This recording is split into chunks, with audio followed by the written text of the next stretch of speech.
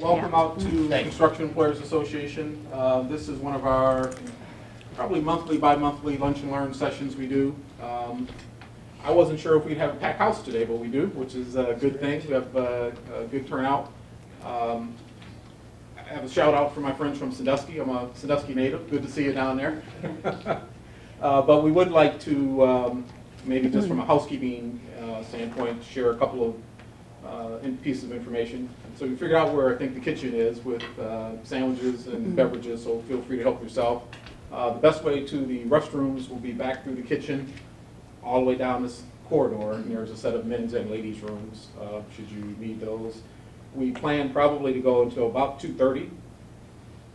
You have kind of an agenda in front of you so you can kind of see who some of our speakers are.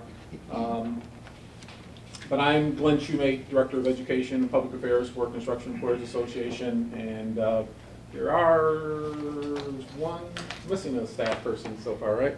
Karen's going to join us a little later, but oh, there she is. I'm sorry. I kept looking for you, Karen. You're right there. Yeah. I did. I thought I was going to have to go get you. But we do have both an evaluation, which we'll pass around, and we'd like to actually, have you critique this program, provide feedback.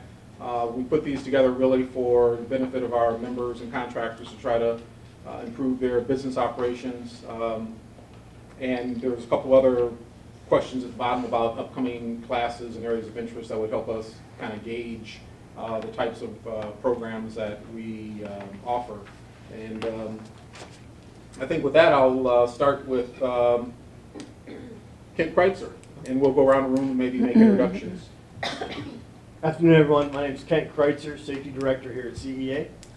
Mary Beth Gavlak, MBG Advisors. Nick Ifiola, Sherman Construction. Mike DiLoretto with Sherman Construction. And Brett Ifiola with Sherman Construction. Denise Beers with Forest City Directors. Excuse me. Kelly Fratz with Wickens, Herzer, Panza, Cook and Batista. Carol Porter from Traff Tech. Kathy Fisher from the Ohio Bureau of Workers' Compensation. Brian Lippis with Holder Furnace and Sheet Metal. Frank Holder Sheet Metal. Derek Stern with CareWorks. Donna Hamlin, Nurse Case Manager with BoatWorks. George Glues, Area Medical Director for Concentra Medical Centers in Northeast Ohio and Akron. Carrie Estes with Concentra Medical Centers. Tony DeRazio with BoatWorks. Heather Baines with North Coast Concrete, Safety Director. Karen Anderson with CEA. Margaret Boyland with Warren Roofing.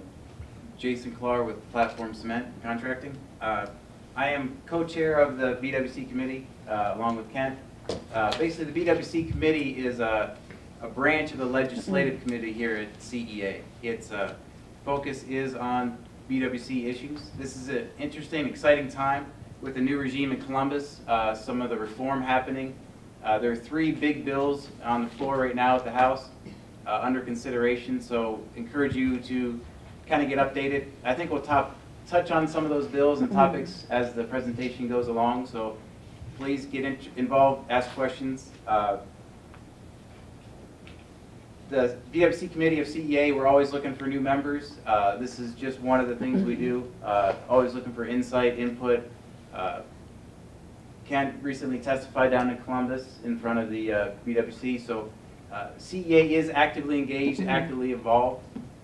Your input is heard. We are kind of sense that some of the change is coming, and we have open ears, so if you have any suggestions, ideas, input, it would be very much appreciated. I'm looking forward to this presentation today because in one of our BWC meetings, Tony brought up, he was off on a tangent like Tony does sometimes. He's like, yeah, I was talking to this guy who, he had an injured worker, he thought he was doing good by sending him to the ER. And I'm like, that's what I do. So I'm very interested in developing this plan. We've had some further discussions on it. So I'm appreciative of the speakers taking the time to put this presentation on, and I'm looking forward to learning as well. So I think Glenn wants to introduce some of the speakers. Well, actually, I was just going to introduce our first speaker, presenter, and she actually typically presents accounting for us.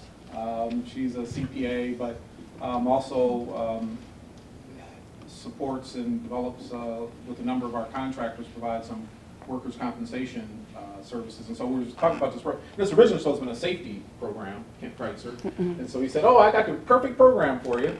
And he introduced us to some folks from CareWorks and VoteWorks, and we've actually been working over the past few months to develop this program. And, you know, for myself, not familiar with workers' compensation or how this process works, is like, man, this all sounds way over my head. So I said, well, Mary Beth Gavlak, could you maybe present a program which she's actually delivered for CEA in the past, which is maybe, you know, the first part of it actually, as we see, establishing a healthy workers' compensation program, and then our second part of the program will actually be development of a return to work piece. And so we're actually pretty excited about all of the speakers today. And so without any further ado, I'll turn it over to Mary Beth. Okay, thank you. Now, Glenn doesn't know this, but you have a choice. It's the construction of a healthy workers' comp, or we can go through my brag book. Okay. The brag book? Okay. Well, we do this afterwards, too. So, all right. I think that what I see when I'm out dealing with different companies is a real frustration with workers' comp. And where's Bruce? Did Bruce leave? Bruce left.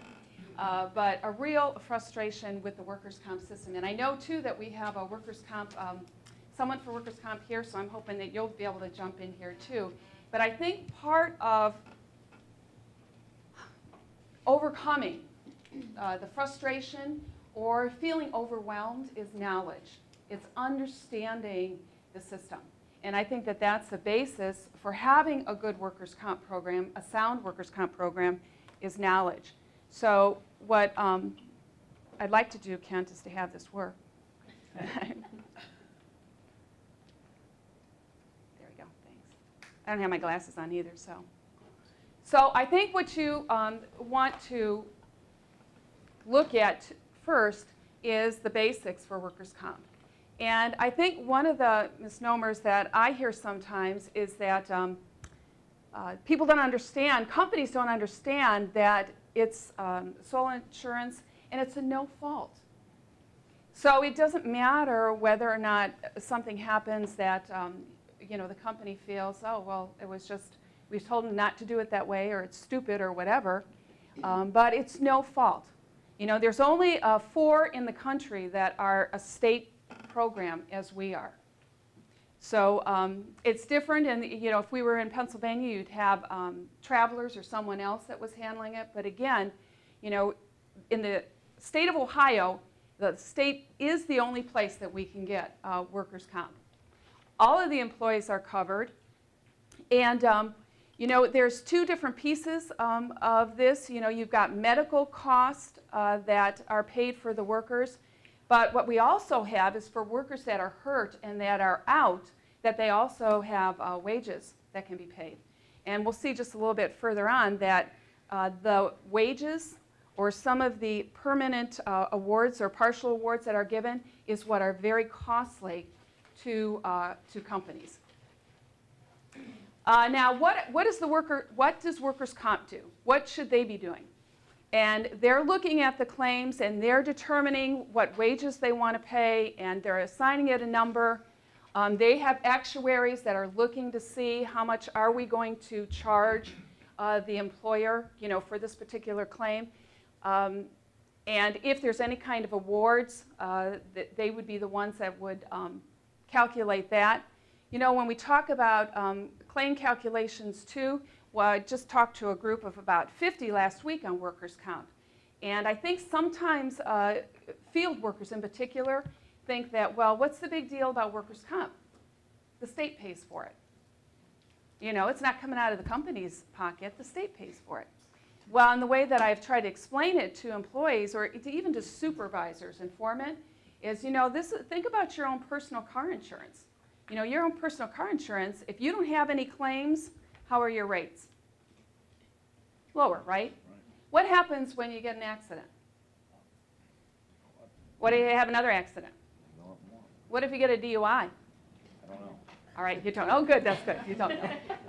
You know, but when you, and for workers, a lost time claim is like a DUI. That's where you can really have your premium impacted is with a lost work or something that's going to be long-term, the type of injury that they have.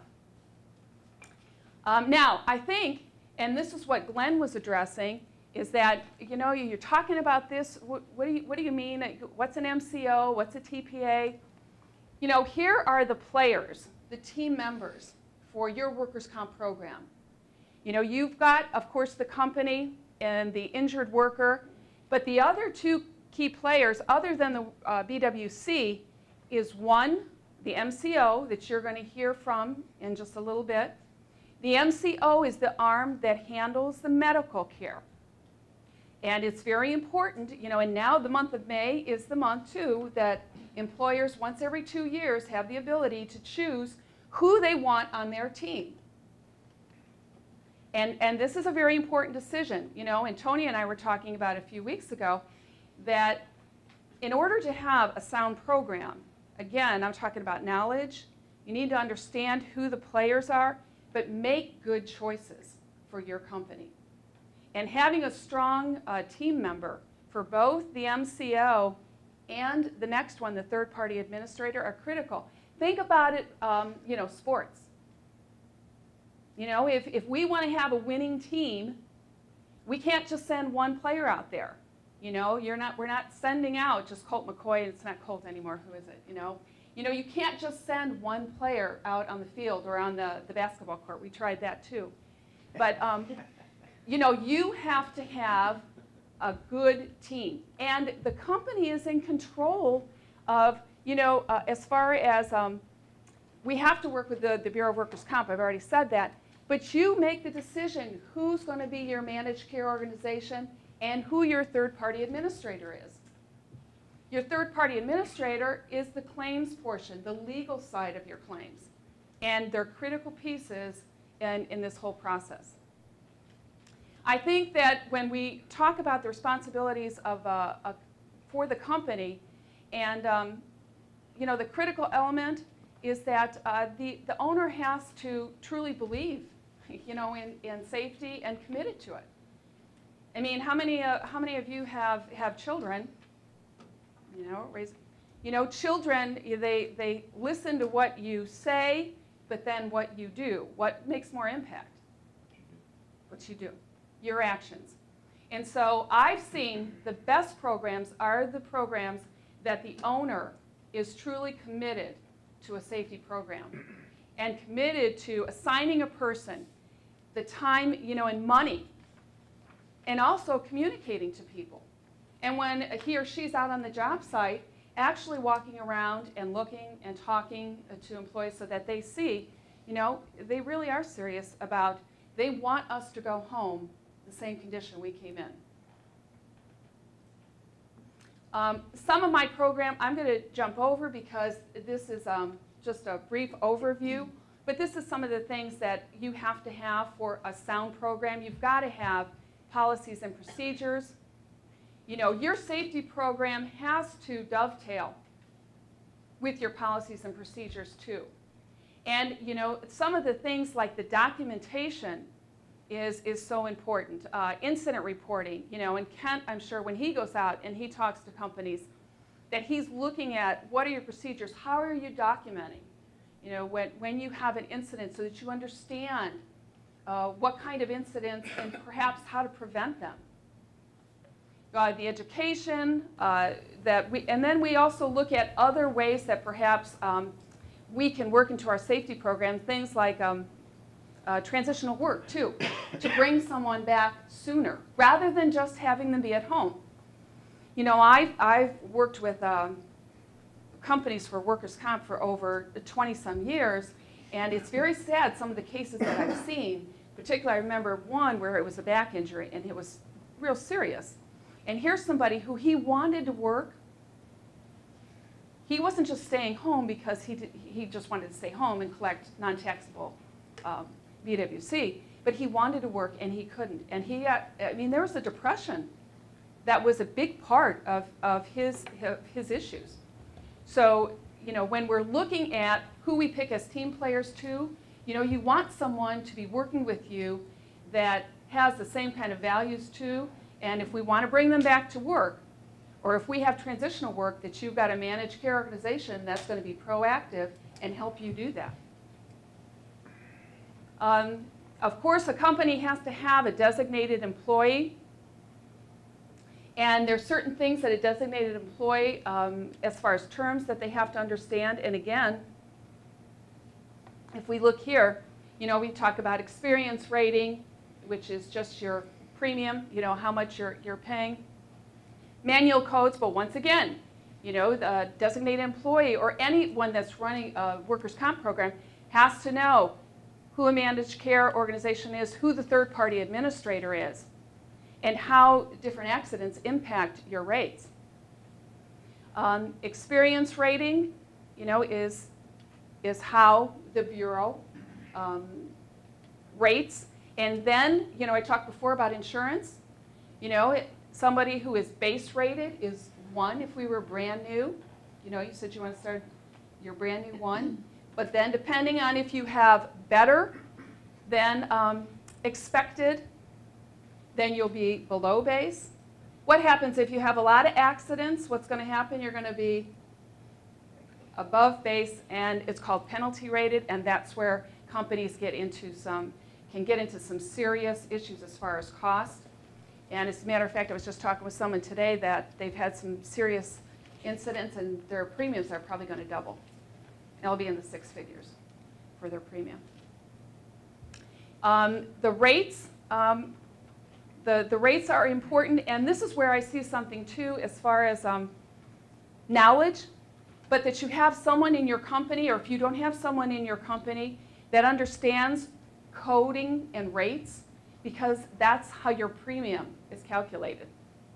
And of course your rates are very important too, that you want to manage them, because a lot of general contractors, that they can't get a bid if they're penalty rated. And that is, think about it. Why wouldn't an attorney want to work with you if you were penalty rated? What's that? Indicator of bad safety. Exactly. Right. So if they had a choice, they're going to go with someone with a better safety record. Manual codes are what's assigned to the different type of task. Then this is something right here that I've walked into a number of companies, and that they have the incorrect coding, and this can make a huge impact on your rates. And by adjusting some of these, like I said, this is something that I hope you go back and look at this. The one company, because they were miscoded, we went back and got over $60,000 back for them because they were coded incorrectly, right? And it's just a FYI, there's a cap on all of our, or most of our construction manual codes of 12, 14 a week, and same thing for owners. So if anybody at the company, just double check that you're using the right manual code and the cap to save your premium dollars. I'm going to slip through here just for a little bit. Okay, so team players, because that's really what you want to understand today before the other speakers come on. It's the MCO is the managed care organization. They're responsible for the medical care, for monitoring them and helping you coordinate return to work and transitional duties. So the managed care that organization that you select, again, you're going to have a case manager, and you want someone who is going to be proactive. You want someone who's a good fit with your company. And when I say that, you say, well, aren't all MCOs the same? No, they're not. I had one incident where we had one client's employee was injured, terrible, I want to say electrocuted because that means that he would have passed, but terrible burns on his hands. And this man came home, and here the MCO did not have bandages there. They didn't even have anyone there to help bandage him. His wife was, of course, overwhelmed. So, but those are the type of things that when I'm out in the field and I'm hearing, the managed care organization, they have a responsibility. They're being paid by the state to take care of the employee, and you want to make sure that they're doing that. And if not, you have the right as a company to make a different selection. But again, knowledge and you knowing that, And how do you evaluate them? Again, they're selected every 2 years. They're reimbursed. And, you know, all of these things, like I said, it's just part of their job responsibilities. Now, some of you could speak to this better than I can because you see different levels of response.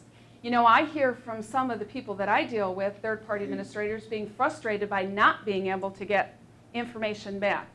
But that person, you know, who you have at the managed care organization should be able to give you expertise advice on handling your claims from the medical perspective. And what I suggest to my clients is, this is your team, is sit down. Sit down at least once a year, and you get that managed care person in, and you get your third-party administrator person in, and the owner, and whoever the designated rep is, sit down and talk about your goals, what's happening right now at your company, and how you can better serve our employees, but also it's a good business decision. Because this isn't something that you can't, it's just unmanageable, which I hear sometimes from people. Now, the third-party administrator, TPA, they've got the legal issues. They look at initial claims for accuracy. And now, this is why, you know, I'm going to tell you why I think that this is so critical. When I advise my clients, you know, first of all, pick a strong third-party administrator. Don't just take the person who sends you 7,000, you know, faxes or just calls you relentlessly, because there's such a huge difference in the level of expertise in managed care organizations and third-party administrators. But I'll give you one example. You know, this is what I think a third-party administrator doing their job. There was a client that called me and he said, I had an injury today. I had a painter. He's coming down the steps. He slipped and he hurt his knee. So I'm going to go ahead and approve it. And I said, no, let's not do that. We need to have that looked at, because that's what the third-party administrator does. They look at the claims for accuracy and they look at the diagnosis. So he was like, no, I know it happened. I said, no, let's not approve that. So he's a little bit ticked at me. But we sent it to the third-party administrator, which that's what I always advise. Don't you, company, make the decision. Let them make the decision. Let their paralegal look at it. Sure enough, the paralegal called back like 2 days later. Here, the young man a few years earlier had been T-boned on his motorcycle. So he had gone to his own personal doctor. All right, Tony, point taken. You know, don't send them to the ER or to their own personal doctor. And so what the diagnosis as it was written was going to be that he was going to be out and get knee surgery and be off and paid. Well, that isn't what happened. He slipped on the steps. He got a sprain. And that's legit. That's what we'll pay for. So we had the diagnosis changed, but it went from, you know, knee surgery and out for 3 or 4 months to a sprained knee. See, that, you know, workers' comp, if you're knowledgeable and you have strong team members, it is something that you can manage. They'll also talk, you know, they're going to be the ones that go to hearings. They'll advise you on cost savings and strategies and programs. And if we need to have another medical exam, they'll be the one that would recommend that. And I've seen that the best third-party administrators, they've got very specific reporting as far as what they want to see so that they can analyze the incident. And also, you know, they want to be working with the MCO. You know, they want to be cooperative, and they should be continually monitoring and assessing your open claims. So just an overview, you know, here's the internal programs that for a healthy program, you know, that you've got policies and procedures and safety policies, ongoing safety training, which is right here, or could be, and that you've got someone knowledgeable in the company that's directing and evaluating your team. Here's just a few of the cost-saving strategies that employers can use, and we've used frequently with the clients that I work with. But if you don't even know that this is a possibility, some of these items here, that's why, you know, talk with someone, CEA. You've got Kent, you know, we have some other people here. You have associates in CEA that if you don't know the answer, we'll be able to get it for you. Now, I just want to touch on this because, the BWC rolls out different programs, and I keep coming up with, didn't we have the premium discount program, and we had the drug-free work safe program, all right? But as of, what was it, sometime in April, did you roll out the stuff? This has been ongoing. Okay. Since late fall. Okay. Maybe the first two, but they have a cafeteria-style programs that employers can be involved in. And in each of you, what you do, look at the programs, and this is something where you could go back. I know that the BWC reps that I've worked with are very helpful in analyzing, if we join this program, what kind of savings could it be? So that you can make a good decision as far as your participation. But they have this industry-specific safety program that there's a potential incentive of 3%. And you can see that it's some online safety and claims assessment and some other activities online. That particular program, now this one is new though. It is new, and I was going to say it's in regards to when you were talking about trying to put in a safety program. So we have felt, we've done away with the premium discount program, and we have put something like this in place where we actually are looking for one of those three things to take place, meaning you're going to be doing online training, you're going to be attending one of our safety congresses, you're going to be taking a class at one of our locations. But for that, in my personal opinion, a no-brainer is to sign up for the industry-specific. There's a lapse-free, and there's a Go Green. So I'll be passing these out, but that's 5% discount. I say, if you don't sign up for it, what do you have to lose? You're getting 0%. That's what you're getting now. If you sign up for it, you work with BWC, give us an opportunity to come out and work with you on the safety side. We're going to give you a 3% on the back end of that once you complete the requirements. And it does depend on the size of your company. A smaller company only has to do one thing. A larger company, a couple hundred people, has to do 3 type services. But many of them are things you're probably already doing. So we're just looking for an opportunity to work with you. Mm-hmm. And that one has a deadline by May 25th. We extended that. Extended, this year, right. Yes. All right. Another program that they have is transitional work, and the potential incentive is much greater, this 10%.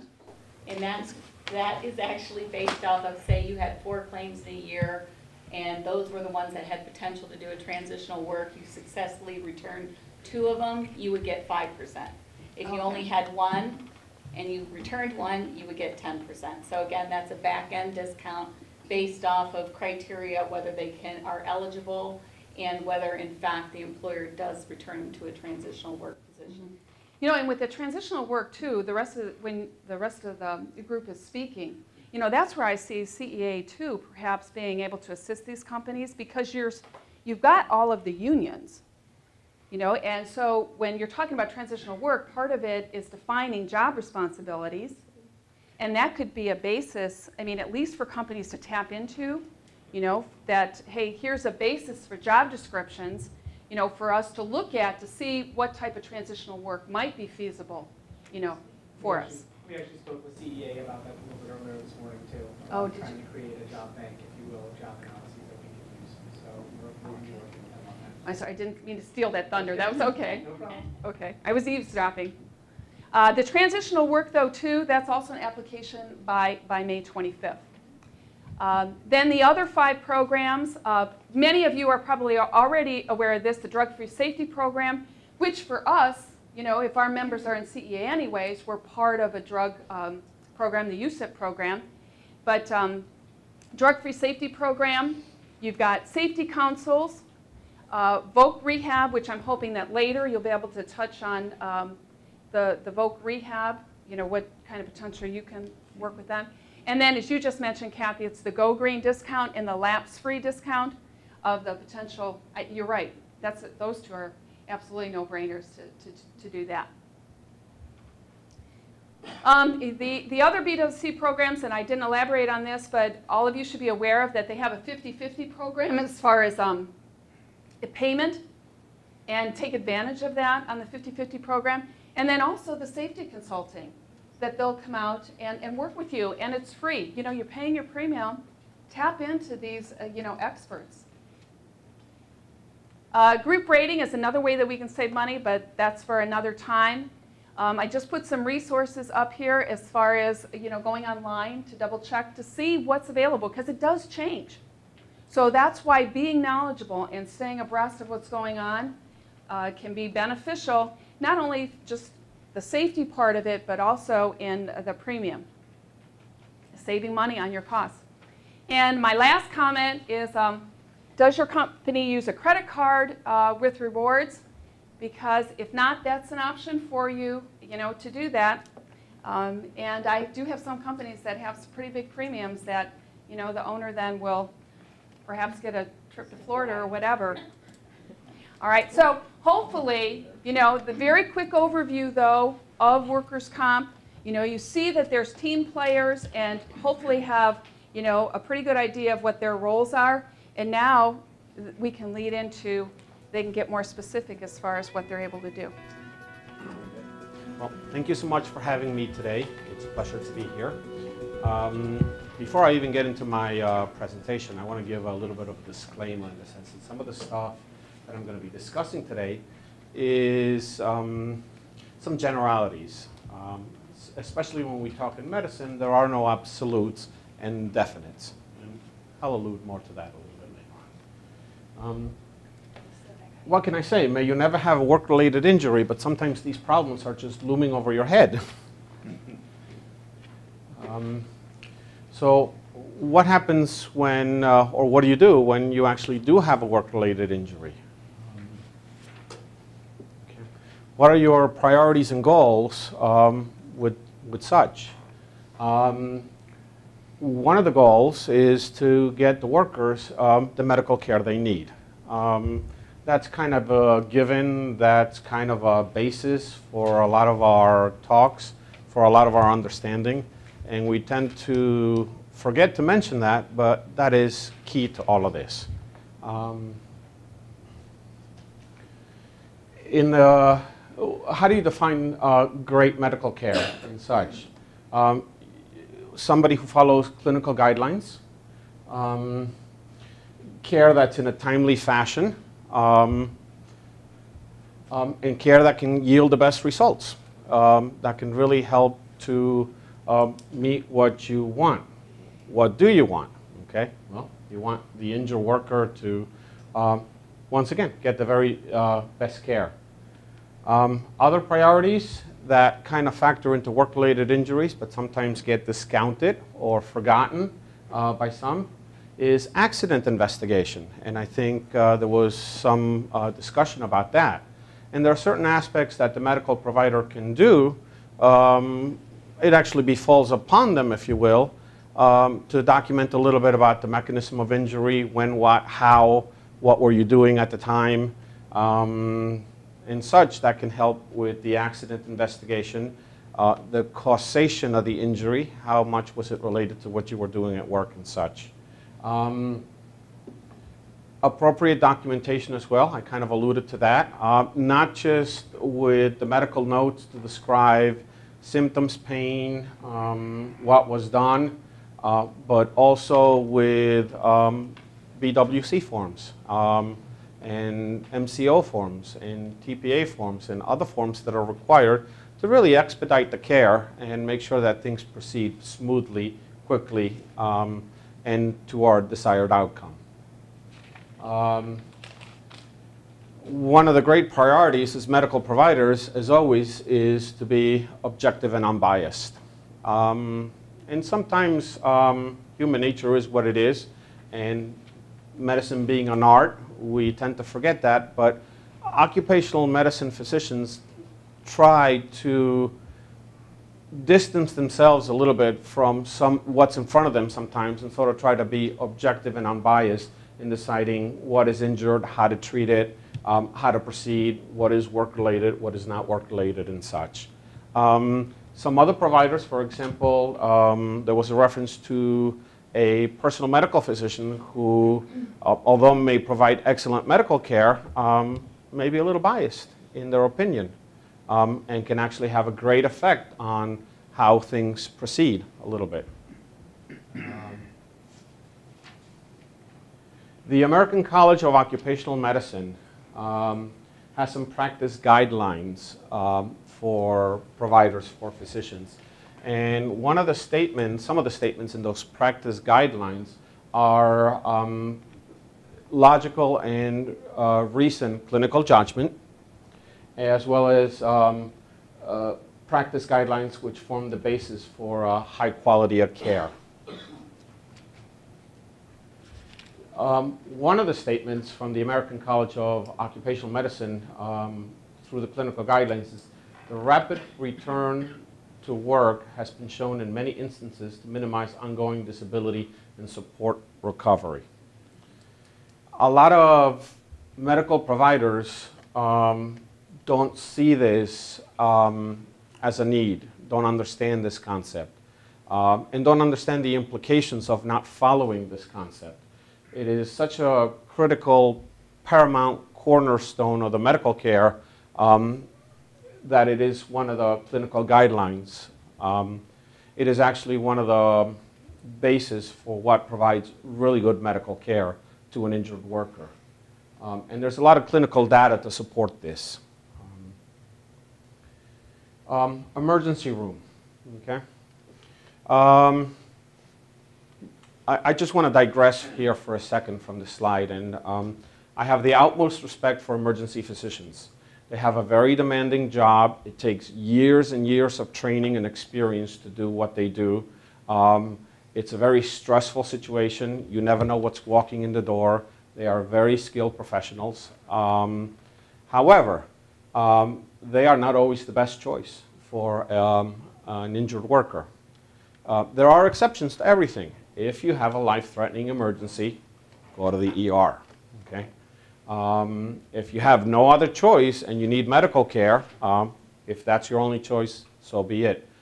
But for most injured workers, that is not the best choice. That is not where you can have the best outcome, and that's not the best service that can be provided to injured workers.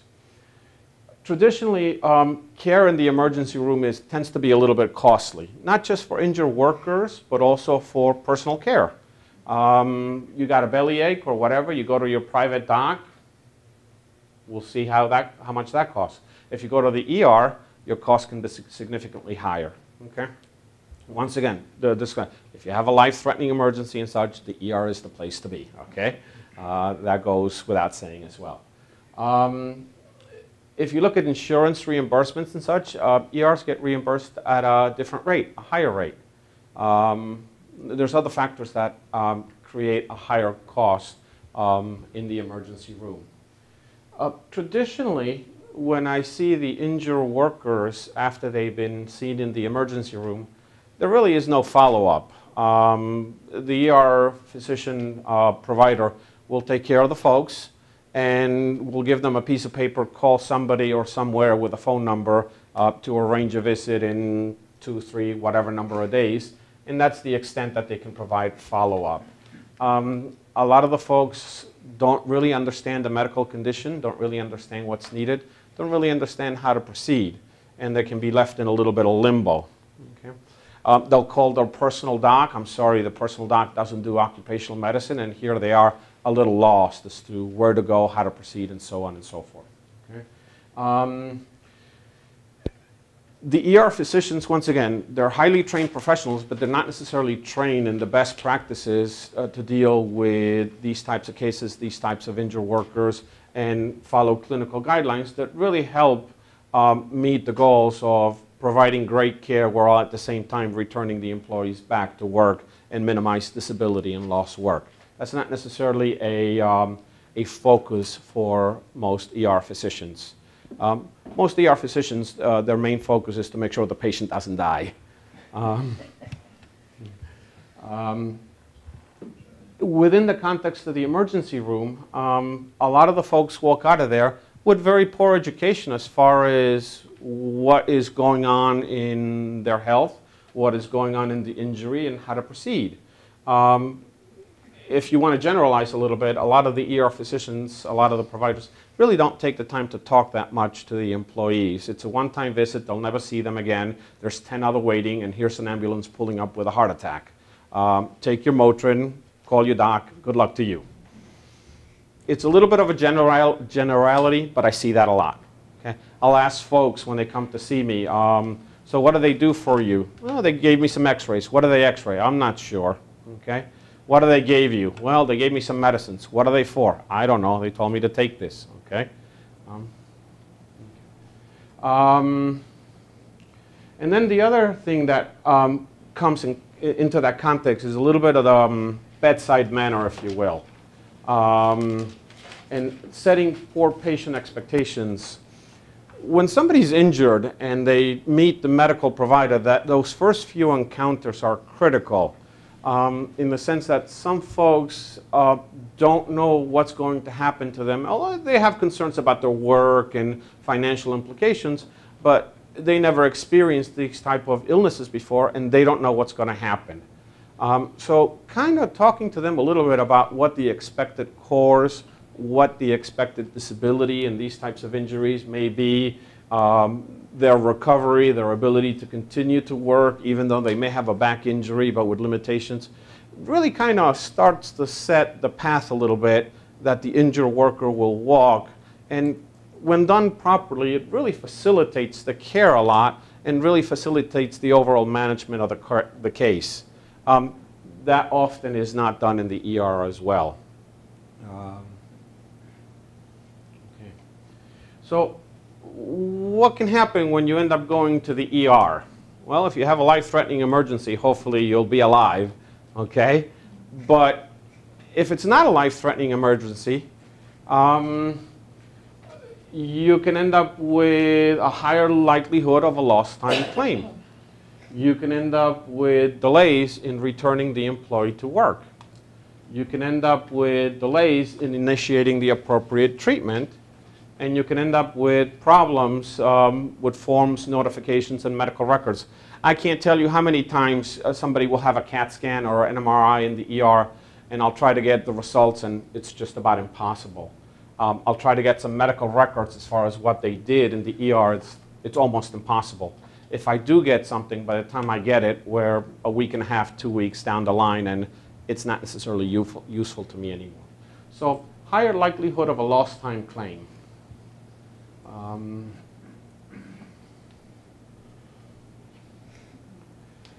The ER physicians and a lot of other providers don't really have a good understanding, a good training of what is a recordable claim. What makes something recordable, what makes something not recordable. Coupled with that, there's a little bit of an incentive to try to minimize recordables when appropriate. It's easier to give an employee time off, or it's easier to give a prescription and send them out the door and go deal with the heart attack than to spend a few minutes talking to the person and say, look, this is what you need, this is what you don't need, this is what you can do, and so on and so forth. Little motivation to set appropriate restrictions and return to work. Once again, it involves that whole patient interaction. It focuses more on the diagnosis and managing the diagnosis than actually managing the person and their illness. Delays in return to work. A lot of the restrictions that I see from the emergency room, from personal providers and such, don't really relate to the medical condition. They're not appropriate to the medical condition. Sometimes they're not related to the job description, if you will. Folks learn to do things by reaction instead of exploring things a little bit better. Somebody with an ankle sprain, oh well, go home and sit and don't do anything, which clinically speaking, guidelines show that that's going to create more problems. But if you take that a step further and look into restrictions in what somebody can and cannot do, for example, a secretary who sits all day at a desk and has an ankle sprain, doesn't walk that much, can return to regular duty within the context while still being treated for their injury. Let's take the same ankle sprain, and is now a left foot. Okay. Well, if you have a truck driver who can drive a truck with a boot cast brace on the left foot, once again, they may be able to return to regular duty. Take that same truck driver, take that same ankle sprain, but now make it a right foot, and now they can't drive the truck. So it's not the injury, but it's the injury and the kind of work they do and how it affects the work that really sets the restrictions a little bit. Physicians aren't necessarily taught this. They kind of learn by experience. Folks who kind of specialize in occupational medicine had a little better understanding of all of this and are able to piece it all together. All of this has a lot of implications to you, the employers, and has a lot of implications to the cases, and can have a little bit of implications to the injured worker as well, as far as their ability to stay at work, their motivation, their well-being and such. Traditionally, workers who stay at work tend to heal faster, quicker. Okay. American College of Occupational Medicine clinical guidelines, they refer to this as a critical component for clinicians. The obligation to the injured workers to suggest treatments that rapidly return them to work. Once again, another cornerstone of what a good occupational medicine physician will do in the treatment of a work-related injury is focusing on these goals and these concepts. It's not just the ankle sprain, it's how it affects the injured worker, their ability to work, and how they affect the employer. Okay.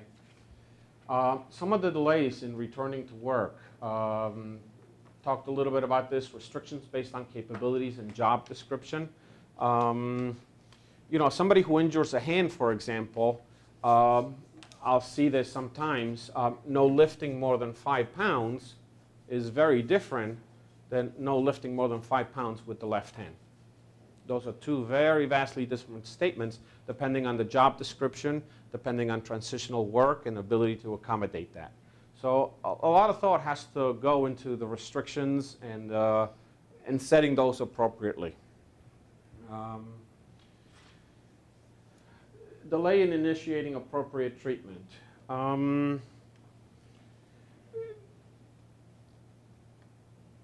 Work-related injuries are handled a little bit different in some ways than the run-of-the-mill injury because there are other factors at play, other parties involved. Ohio BWC, the employer, TPAs, MCOs, and such. There are some things that are done a little bit different, including utilization of imaging for diagnosis and second opinions as well. And sometimes in the ER, those balls are not necessarily set into motion. And other providers, personal physicians and such, can sort of drag their feet a little bit on this as well. So once again, an occupational medicine physician, a provider who's a little bit more familiar with this can sort of get things going in the right direction sooner, quicker, faster, better results. Problems with forms, notifications, medical records. If you deal with this, good luck getting a Medco 14 filled out by the ER, okay?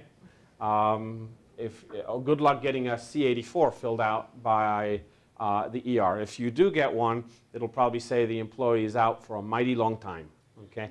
May or may not be appropriate, but, okay. Good luck getting a sort of a little bit of a description of a mechanism of injury of how this happened a little bit, which once again affects your investigation. So if it's really not a life-threatening emergency, these folks should really be kept out of the ER. Okay? You really want to steer these folks to an occupational medicine provider. It's preferred, it's better. Usually they will follow the best clinical practices to achieve the best results.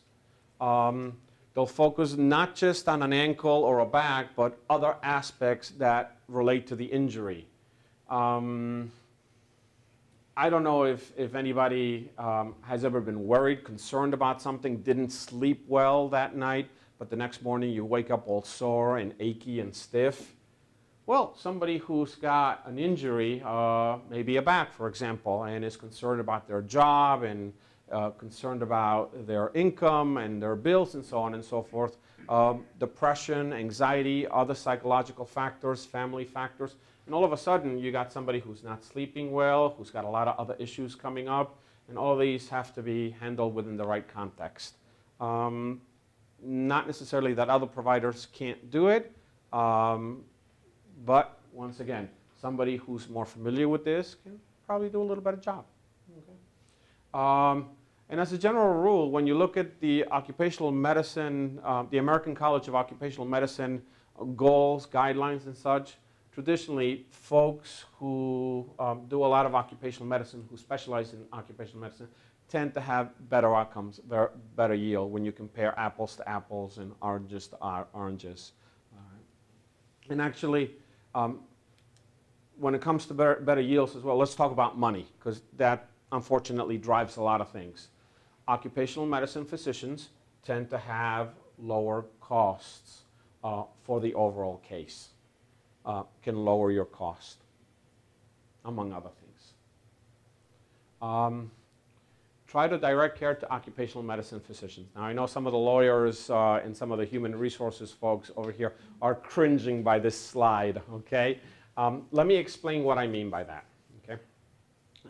In the state of Ohio, as an employer, you are not allowed to direct care where the employee can go for medical care. The employee is allowed to go wherever they choose, provided they are a certified BWC provider. Okay? But there are some certain programs that allow you to steer folks in one direction or another. Particularly transitional work programs with salary continuations. Some injured workers may be eligible to participate in that as long as they go to a panel of physicians selected by the employer. And I think somebody may speak a little bit more about this, or there's, I don't want to digress too much into this, because the more I talk about this, the more I get into law and human resources, and I'd rather stick to medicine. All right. So what are some of the best practices that kind of sort of help yield better outcomes and better results and so on and so forth?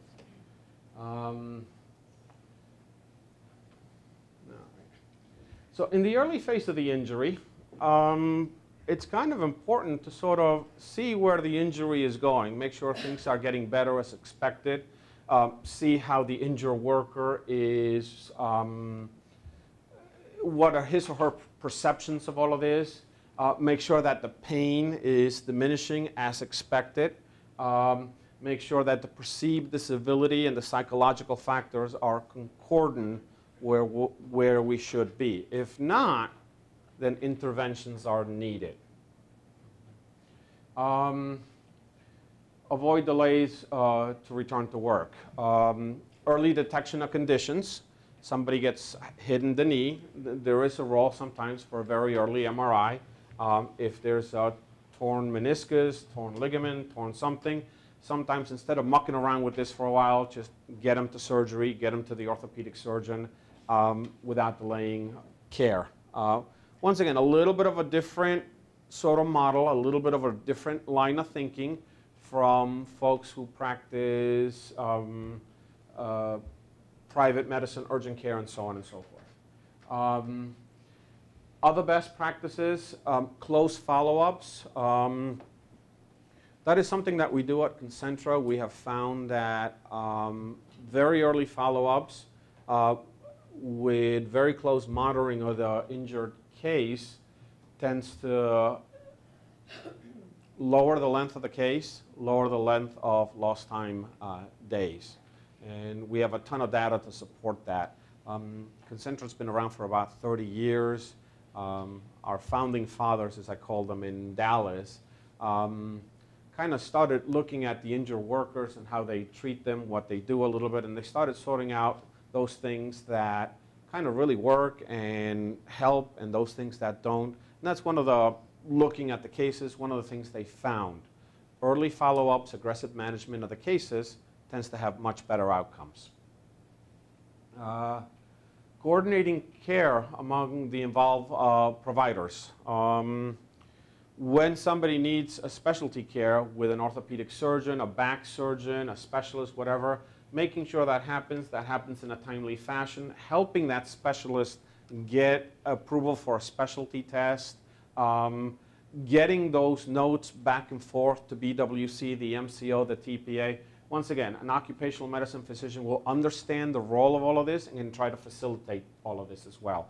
Very often, we'll ask for medical records to make sure that things are progressing appropriately, but we'll also ask for medical records so we can send them to BWC or the MCO or whatever, so that requests for treatments or whatever can be approved and expedite things as much as possible. One of the things we do at Concentra, we have PT in-house, and there's a lot of data as to where PT will help, where PT won't help.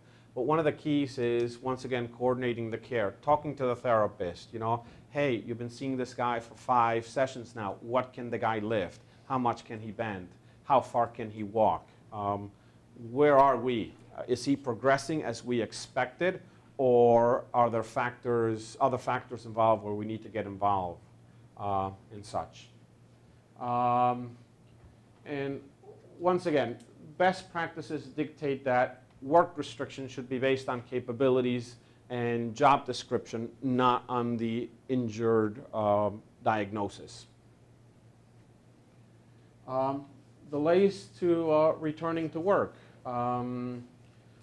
Pain is a big component of what we deal with. Pain is very subjective. Unfortunately, pain cannot measure it. My life would be much easier if I could hook up 2 electrodes to each thumb and figure out exactly how much pain somebody's having. It would help me tremendously and sort out a lot of chickens and eggs here, but unfortunately, we're not there. So the interaction with the patient is the best way to sort of gauge the validity of the pain, the perception of the pain, the disability of the pain, the impact of the pain on the person, the case, and the recovery period. If you understand this, which is one of the things that OCMED physicians have to deal with day in and day out, then you kind of understand where all of this is going. If not, then once again, you're set yourself up for delays, lost time from work, and so on and so forth. Early detection of conditions and close follow-ups, early imaging. Okay. Restrictions based on capabilities and job descriptions. Okay. Many providers don't really know how to set restrictions. They kind of set it automatically. Back injury, no lifting more than 20 pounds. Ankle sprain, sit. Okay. And that one wrench does not fit all the time, okay? Once again, you need a provider who understands this a little bit, who can not just do things by reflex, but can think based on what's in front of them. One of the real important things in dealing with the patients initially is what I call negotiating with the patient. As far as what they can and cannot do, what the appropriate treatment is and such. When the patients come to us, they really don't know us. They know their personal physician, they got a chance to pick them, and so on and so forth. They feel they have a choice. If they don't like their personal physician, they can go somewhere else. But when they come to us, very often it's like, I don't know who you are, I did not pick you, I was sent here by the company, and I don't know what kind of physicians you are. That is a factor that is key as well in dealing with the injured workers on the first visits. We try to set expectations. We try to show injured workers what we're about. We try to show that our best interest is in their recovery and in being able to return them to work as well. If you're aware of this concept and if you have this in the back of your head, your interaction with your patient will be a little bit different. And sometimes very often we get into situations where folks will say, I'm not sure I'm ready to return to work, I'm not sure these restrictions are appropriate, I'm not sure I can do that. There seems to be something magical about Monday that folks end up getting returned to work on Monday. I don't know why that is. It doesn't happen on Thursday and Friday, but it happens on Monday mornings. Most medical conditions tend to get better Sunday night and go away by Monday morning. But there's a lot of implications to all of this, and unless you deal with this, and unless you see this before, after, during, the effects on the employees, employers, and the overall BWC system, you may not understand the implications of your decisions. And I don't necessarily see that happening with a lot of physicians who practice in the ER, who practice in a mostly private practice setting, and even sometimes in the urgent care setting. They don't necessarily see how the pieces fit together. I see a lot of restrictions that are vague, that they're inappropriate, and they're not medically justified. And the impact of this is huge on folks. So some of the benefits of an occupational medicine provider. Aside from having better outcomes in medical cases, being able to return employees to work sooner, avoiding lost time claims, avoiding days lost, and so on and so forth. A lot of the occupational medicine providers usually provide other services, including OSHA regulatory exams and being knowledgeable of OSHA regulations. Communication, if you deal with a lot of employers, communication is key. We have a policy, whenever we see a new employee for the first injury, we call you. We let you know we saw them. We let you know what happened. Very often, when we call a little bit of a week later or something else, we find that these calls are tremendously helpful to employers to make sure you know where you are, what's going on, where things are going. And very often, sometimes, folks will go to the ER. They'll come to see us a week later. We'll call the employer. Oh, this is the first I hear of the injury. Was never reported, don't know anything about it. So we pride ourselves on communication. We find it's key among all involved parties to achieve good results. Occupational medicine providers have a reasonable understanding of these other factors as well. Fitness for duties exams, pre-employment, DOTs, respirator, asbestos physicals, and so on and so forth. I don't want to digress into that, but when you have a good understanding of the picture and everything that's involved, you can kind of see how the pieces fit together and you can kind of move things along in the right direction. Once again, better outcomes and so on and so forth. So try to keep your folks out of the ER unless it's a life-threatening emergency. You'll find it's not only to their benefit, but to yours as well. Ooh, wait a minute, that's reverse. All right. Any questions, concerns? No, I have a comment though, that ideally being able to send your injured worker to a specific place that you have a relationship is great. I see the challenge though, Doctor, that the workers are out in job sites and they're not necessarily that we even have a foreman there. You know, so you may have an injury and he's all by himself, but there's two, and you may even not know about it.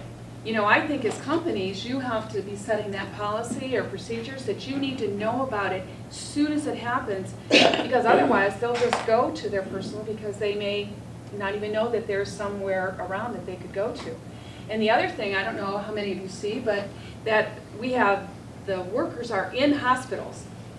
So they get hurt, so where do they go? You know, they march right to the ER because they're working in the hospital, you know, with all the work that we're doing. But again, if you're informing your employees what the options are and directing them, I mean, that ideally, that is the way to go. So. I started out my life in working for an occupational medicine department in a large hospital in California. So hospitals themselves recognize that the best place to treat their employees is not the ER, is in an occupational medicine department. And that was one of my first jobs. That's what I did. That's how I got introduced to occupational medicine. I think we had like 10,000 employees, 4,000 volunteers, another 3,000. It was a large hospital, and it was very cost effective. So. One of the things that I was going to say is that with many of the employers that I work with, the employees are constantly reminded of where it is recommended, if this is the type of an injury, this is where, this is what you need to do. Of course, if it's life-threatening, that's another story. But if it is this type of, if it's not life-threatening, this is where you need to go for your first step. And it's in their books that are in the, and I do a number of construction companies, so it is just simply, they're out on the road, and that they know that this is what they're supposed to do.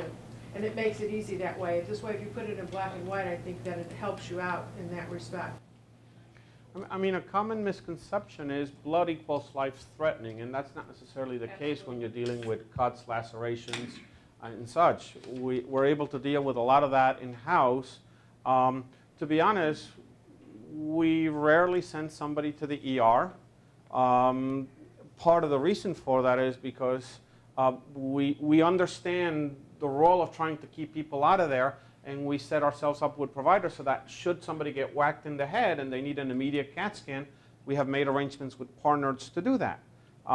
It's rare that if you get hit in the head, even if there's something going on in the head, that you're going to need emergency care. It happens, but it's rare. You do need a CAT scan relatively soon in some cases, so we understand that. We ourselves try to keep people out of the ER, but it's a little bit hard when we digress into the subject of triaging injuries and where is the appropriate place to send folks.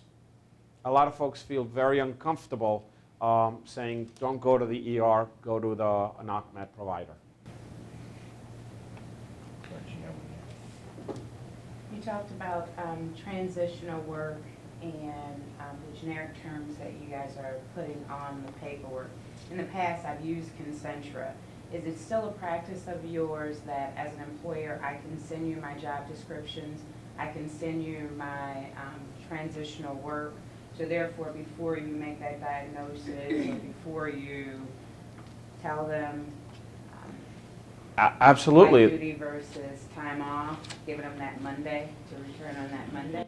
Absolutely. When the injured worker comes to see us, one of the things we'll do is, what do you do at work? And we'll ask them, what does that entail? When somebody tells me I sprained ankle, I'm a secretary, I will ask them, do you walk? Do you carry bales of paper? Do you carry reports from one building to another? Or do you mostly sit at the front desk and deal with those duties? I am relying on the injured worker to tell me. Now, see what I was saying in the past. And there's a lot of... I would send my descriptions to Concentra, and so you would have it. So if they said, I'm a secretary, if they say I'm the maintenance man, all of that would be there, and based on their injury, you can determine that then, even with asking them, but you have what we've said as management. Exactly. So in lieu of that, we have to rely on the injured worker, and there's a lot of alternative motives, misconceptions, and so on and so forth. So when we have additional information, it could help us make better decisions, and that's one of the reasons why I put communication up there on one of the slides. That is key. Communication between the provider, communication between the employer is key. And I'll call employers, oh, I didn't know that, okay? And thank you for enlightening me, or now I know that we need to do this. So we encourage folks to call us, and we call them as well. And that's key to make sure that all parties are on board to make sure we achieve the desired outcome. Just to comment, one of the things that the CEA Comp Committee is working on is to develop some job descriptions of the people that do what your guys do. And we're trying to get it down to like 5 or 10 or whatever it is. We just were talking about that this morning. So that when you do send somebody, you can actually have that job description as part of the package. And sometimes they can even have them themselves already. Yeah. And so they'll have the job description because You know, I always use the example, the guy says, what do you do? Well, yeah, I lift 500 pounds all day. Well, if he doesn't know that the guy presses a button and a crane comes down and lifts it, he's kind of got to take his word for it, right? I mean, let me take that a step further. A truck driver. I mean, there are truck drivers who climb into the cab, don't really get out unless they need a burger. And there are some truck drivers that have to wrestle with the load in the back or deal with the concrete and so on and so forth. So by you telling me you're a truck driver, I have a little bit of a sense, but I still don't understand entirely what you do. So yeah, the job descriptions are tremendously helpful. And one other comment too about the whole ER thing, and maybe some of you guys do this. Do you ever go to the ER with them? Take them there and then say, hey, we're going to have him follow up at Concentra or our ArcMed provider the next day. That would be a recommended thing, right? Absolutely, absolutely, yeah. Take them there. Yeah, absolutely. Not Concentra, but whoever. Pick an ArcMed provider who's knowledgeable and knows the system and knows what to do and can provide you with a good service, good communication, who can fill out the forms in a timely fashion. If not, you're actually doing a disservice to your employee. You're not getting them the best medical care that they should be entitled to. Okay. You mentioned two really good quotes that I think what might be good to add to our policies and procedures. And one was being about the injured worker's obligations to suggest restrictions and return or transition to work programs themselves. Is that searchable to find that direct quote? Yeah, American College of Occupational Medicine. Okay.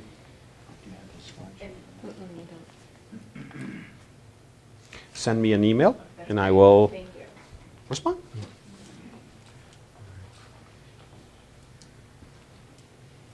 Questions, concerns, things that are not clear?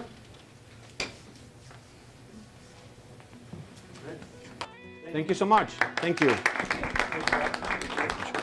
I appreciate the opportunity to come out and speak to you all today about a couple things. I know a couple things that I've been asked to talk about are first report of injury reporting and accident investigation, but really wanted to kind of segue from what Dr. Gluz was talking about in terms of that initial treating provider and making sure that you have that network set up for your company, making sure that you are working with your managed care organization to really have whatever area you're going into. I imagine you might do construction jobs all throughout the state.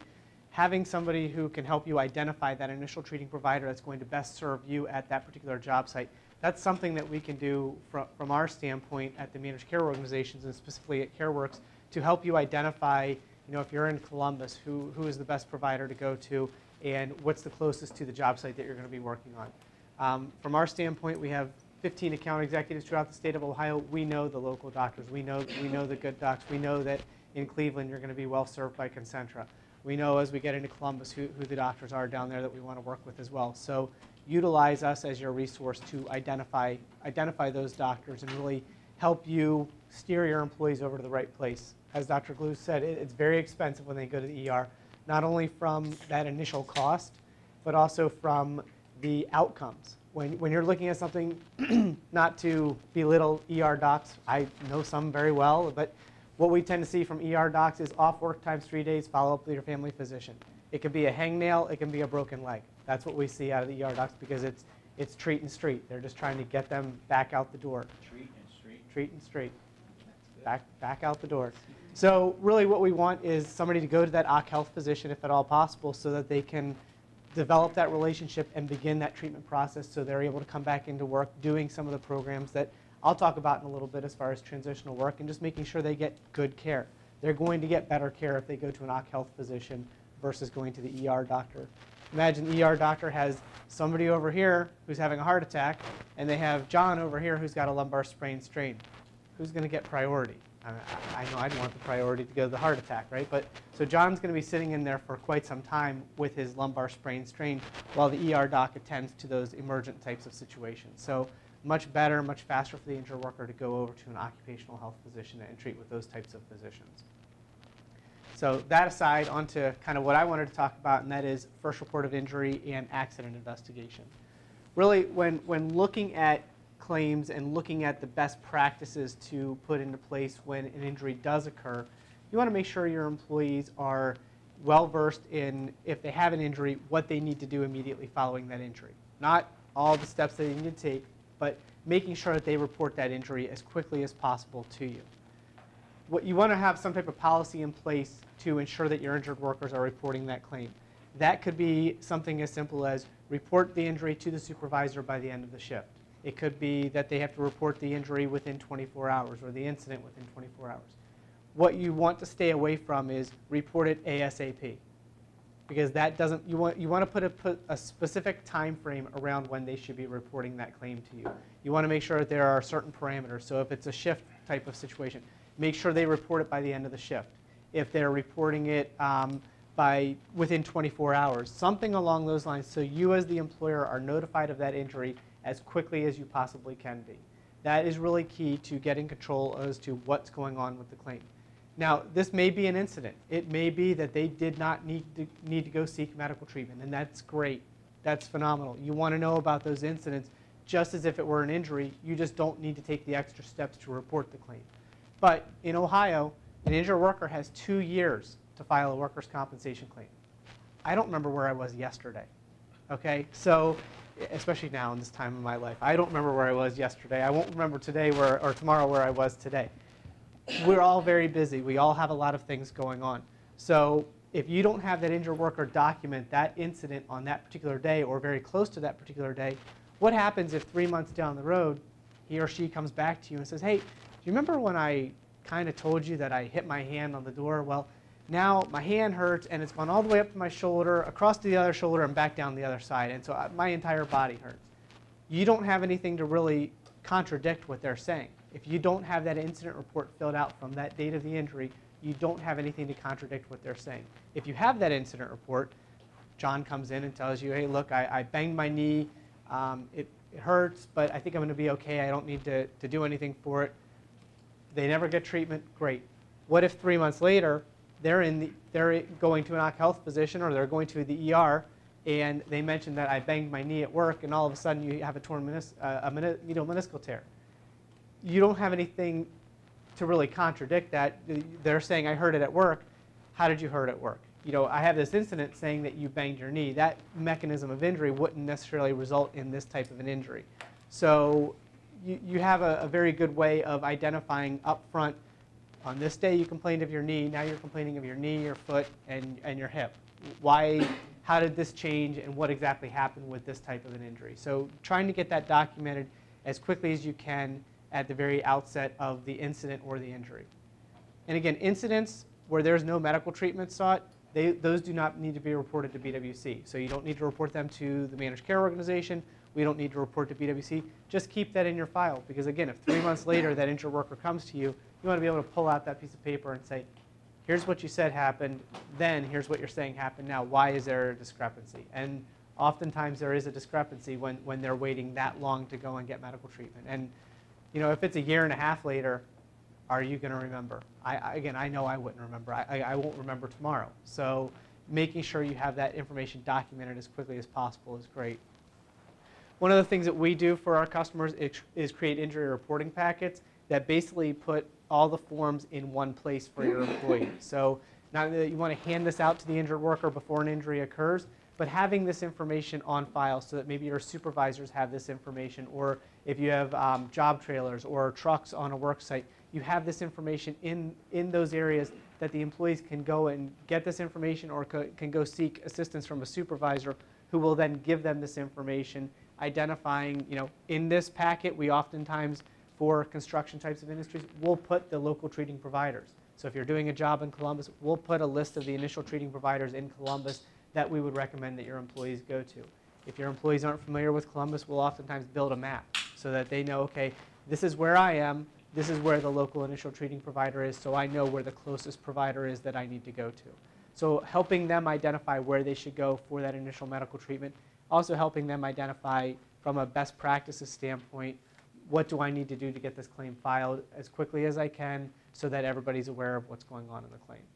And again, this is something that from a managed care standpoint, we can help you put into place and help you identify the local treating physicians and the best practices you need to employ for your particular company. Any questions as far as injury reporting? really want to encourage people to do that really as quickly as you can, because that's really going to be key to getting the claims started. We will always tell you, and the Bureau will tell you, and the third-party administrator will tell you, we can't manage a claim that we don't know about. So if we don't have the claim, there's nothing that we can do. If we look, and we do a lot of analysis with our clients, if we're looking at a client and your average lag time is over 10 days, if it's over 8 days, that means that on average, we're finding out about that claim after it has the opportunity to become a lost time claim. You really want to make sure you're notifying everybody involved with the claim about the claim as quickly as possible, so we can get in there, have an impact on that claim, and keep the claim as a medical-only claim. Keep the injured worker back at work. If we don't know about the claim and we can't communicate with the doctor that you have transitional work available, guess what? That doctor is probably going to take that person off of work until they hear from somebody. So again, it's very important. It all starts with the reporting of the claim, and then everything falls into place from there. So early reporting is critical when it comes to workers' compensation.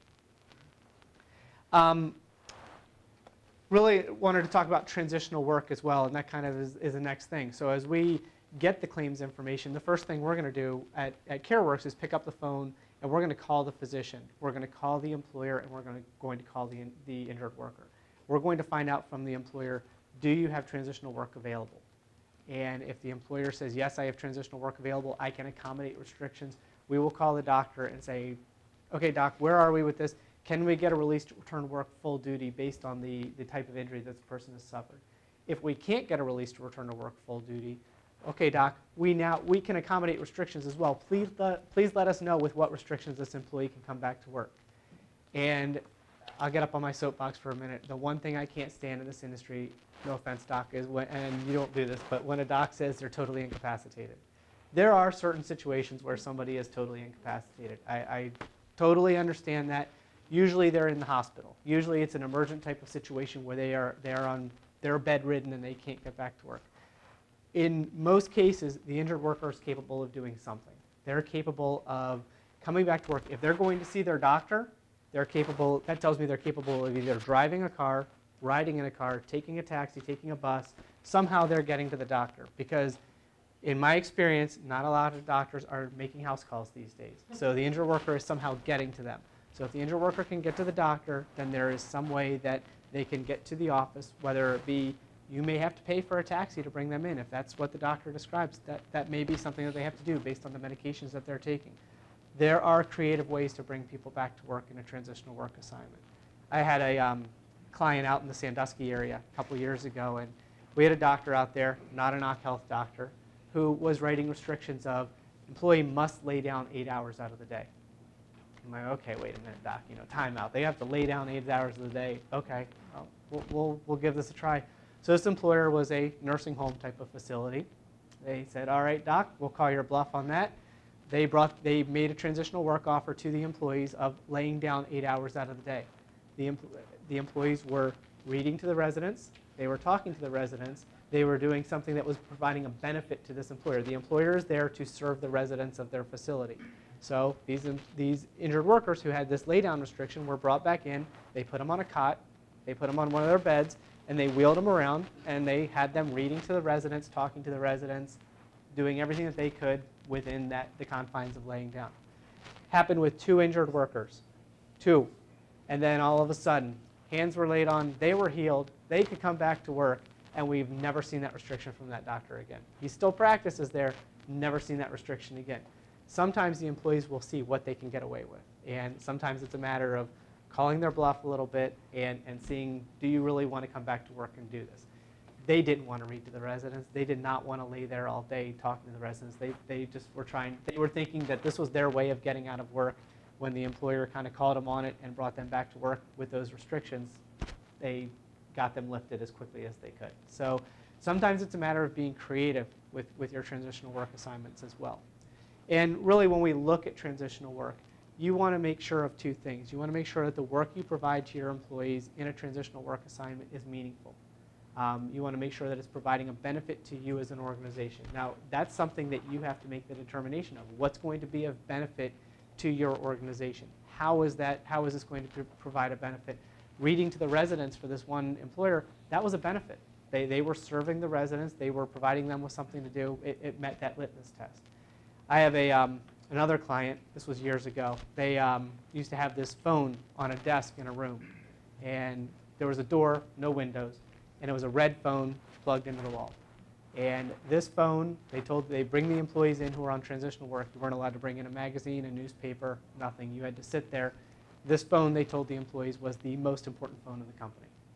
And if it rang, answer it, make sure you got the information, come out and get somebody and we'll help you through the process. Well, that phone wasn't even plugged into a live jack. It was, in today's day, we call it torture. You know, they were just sitting them there trying to, you know, really just trying to pester them back into the workplace. When that goes to the Industrial Commission, that's not going to be considered a good faith job offer to the injured worker because it's not providing a benefit to you as an employer. Now, you know, again, every employer has to determine what their benefits are. So for some employers, watching safety videos can provide a benefit. If it's helping the injured worker prepare for the next job site that he or she may be placed upon, that can provide a benefit. So it's really important to identify for you as an individual employer what types of work that your employees can do that is going to provide a meaningful benefit to both them and to you as the employer. So that's really key number one. The other key we want to look at with transitional work is progression. We want to make sure that the injured worker is progressing within the continuum of care. I've been out to see a number of employers over the years, and they tell me, oh, Derek, we do transitional work. John's been on light duty out back for the last 5 years. That is not what you want to get into. And I'm not an attorney, and I don't even want to start getting into ADA issues, but that is an ADA issue potentially waiting to happen. So you want to make sure that when you bring somebody back to a transitional work assignment, that they are, maybe they come back with an initial restriction of 10 pounds. They can't lift anything over 10 pounds. Within a few weeks, you would expect to see that restriction decrease to maybe 15 or 20 pounds. And that those restrictions are gradually decreasing until such a point as they can return to work in their full duty capacity. What you don't want is somebody who's off of work, they're on a transitional work assignment, and those restrictions don't change. You want to make sure that those restrictions are gradually decreasing and they're gradually going back to their regular job. The other thing you want to do is you want to put a time limit on how long somebody can be on transitional work. Generally speaking, I see anywhere between 60 and 90 days as being a relatively good time limit, with the possibility for extensions if the person is progressing nicely, but also with the opportunity to discontinue the program if the person is not progressing within the continuum of the transitional work program. Again, you want to make sure that that person is gradually getting better. If they're not getting better, what's wrong? What's going on? You know, what's not working for them? Why aren't they progressing? Is there something else that needs to be done? And having that employer, that injured worker, kind of take responsibility for having that conversation with their doctor, as well as the managed care organization having that conversation with the doctor and asking the doctor the questions of, you know, the restrictions have stayed the same. We're at 60 days, why aren't we seeing any progression? Or we're at 30 days, why aren't we seeing any progression with these restrictions? Where are we going with this and what's going on? Maybe there's a very legitimate reason as to why that person is not able to progress. Maybe it's a doctor who's not familiar with workers' compensation and doesn't understand that we're looking for some progression within those workers' compensation claims and looking for progression within those restrictions. So it's very, very important that you show progression within the workers' compensation claim and the restrictions so that the person is gradually coming back to work. Now, let's say you have a 90-day limit and you get the person to the point where they're at 90 days and they've been progressing all along and we're just at the point where they need another 2 weeks. If there's good communication with the doctor and there's good communication with the employee, by all means, extend it. Don't just say, we're at 90 days, not going to give you any more. If there's been good communication all throughout the claim, make sure that you work that through with the injured worker and work through it with the doctor and offer the extension to the injured worker to go another 2 weeks or another 3 weeks, whatever the doctor feels is appropriate. But 90 days is a good guide. It's also a good way for us to work from the MCO side with those doctors who may not be return to work oriented, who may give us that really low level restriction of 10 pounds and they don't move it up from there. We can call the doctor up and say, hey doc, look, we're in danger of having this person's program terminated. And doctors are busy and sometimes they don't necessarily hear everything that we've said and they hear we're in danger of having the person terminated, which isn't what we're saying. We're talking about their transitional work program being terminated, and all of a sudden we get a release to return to work with fewer restrictions. So it gives us a little bit of a stick that we can use with the doctors to help the employee get back to work as quickly and as safely as possible. It also helps the doctor to have that job analysis on site. And as we talked about with Dr. Glues, having that job analysis will really help him identify what type of truck driving does this employee do. Are they responsible for moving material or not moving material? Are they responsible for just getting in the cab and driving around and making their deliveries, but they don't have to offload the material? So job analyses are also another key component of a good transitional work program.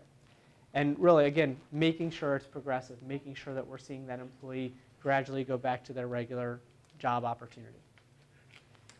Any questions as far as the main components of a transitional work program? What rate do you have to pay them? The same rate? It's a good. I would recommend that you pay them at their same rate. You don't have to, but when you don't, you open yourself up to wage loss. So we have some employers who don't. It kind of defeats the purpose, in all honesty, because you're going to get a reserve set. You're going to have additional cost placed on the claim. Part of the reason that you're doing transitional work is to keep the employee at work, but the other part is mitigating some of the cost.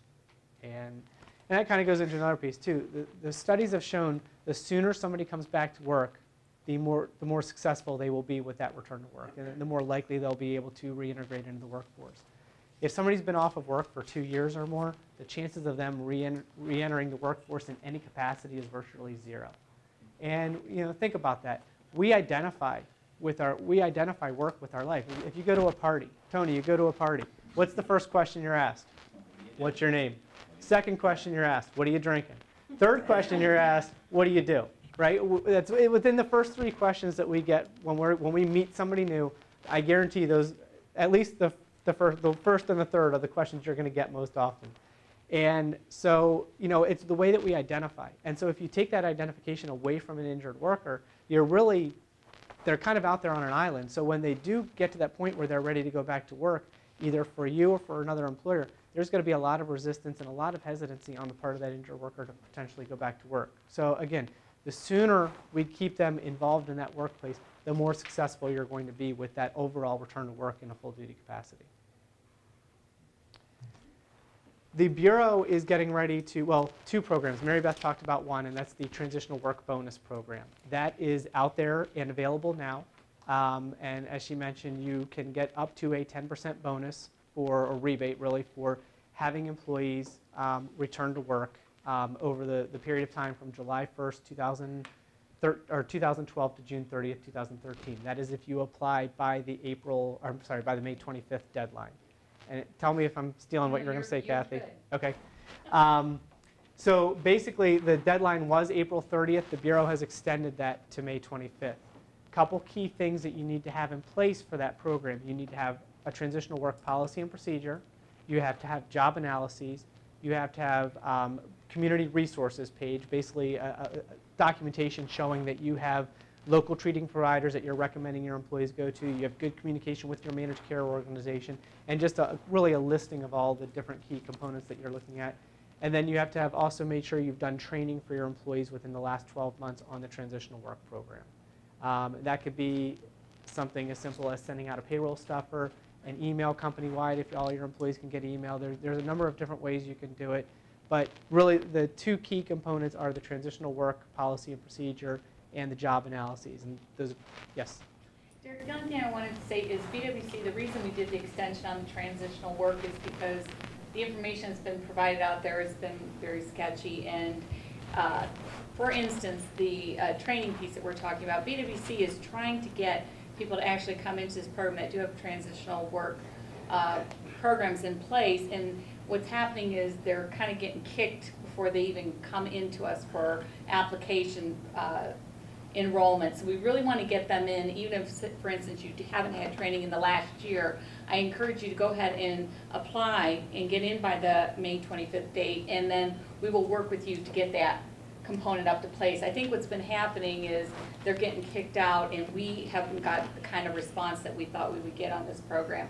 So our upper management, our administrators decided to extend that out so that we could get out and message it a little bit better and actually get some of the gatekeepers at our agency more in alignment. And to be honest, we rolled out a lot of programs very quickly at BWC, and we are aware some of those need to be tweaked a little bit, but on our behalf, I'm really impressed. I'm working for an agency that rolled out that many new programs in a 6-month period. So we are going to have some issues from a technical standpoint. So I do encourage anyone that has something in place and has those key components to go ahead and get those, grant into us for the bonus by May 25th, and we can work with you from that point on. But I'd like to see them at least coming in, at least giving us a chance to take a look at those and get those in the right hands. Yep. Thank you. Sure. No problem. And it was explained earlier how the bonus works, but if you have 10 claims and you're able to bring all 10 of them back in a transitional work capacity, you'll get 10%. If you are able to bring 5 back, you'll get a 5% rebate. The way that the Bureau is going to look at it is they'll look at your claims. If you apply by May 25th, they'll look at your claims from July 1st, 2012 to June 30th, 2013. They will evaluate them as of December of 2013.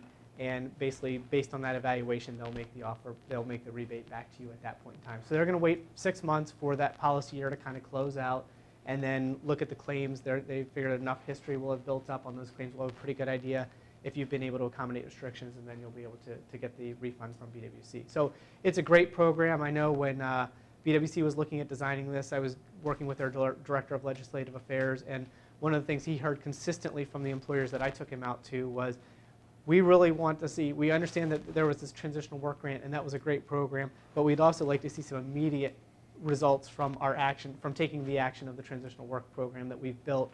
And so this was Bureau's way of giving that back, and I think it's a great step, and they certainly should be commended for it because I know it's going to really help out a lot of employers.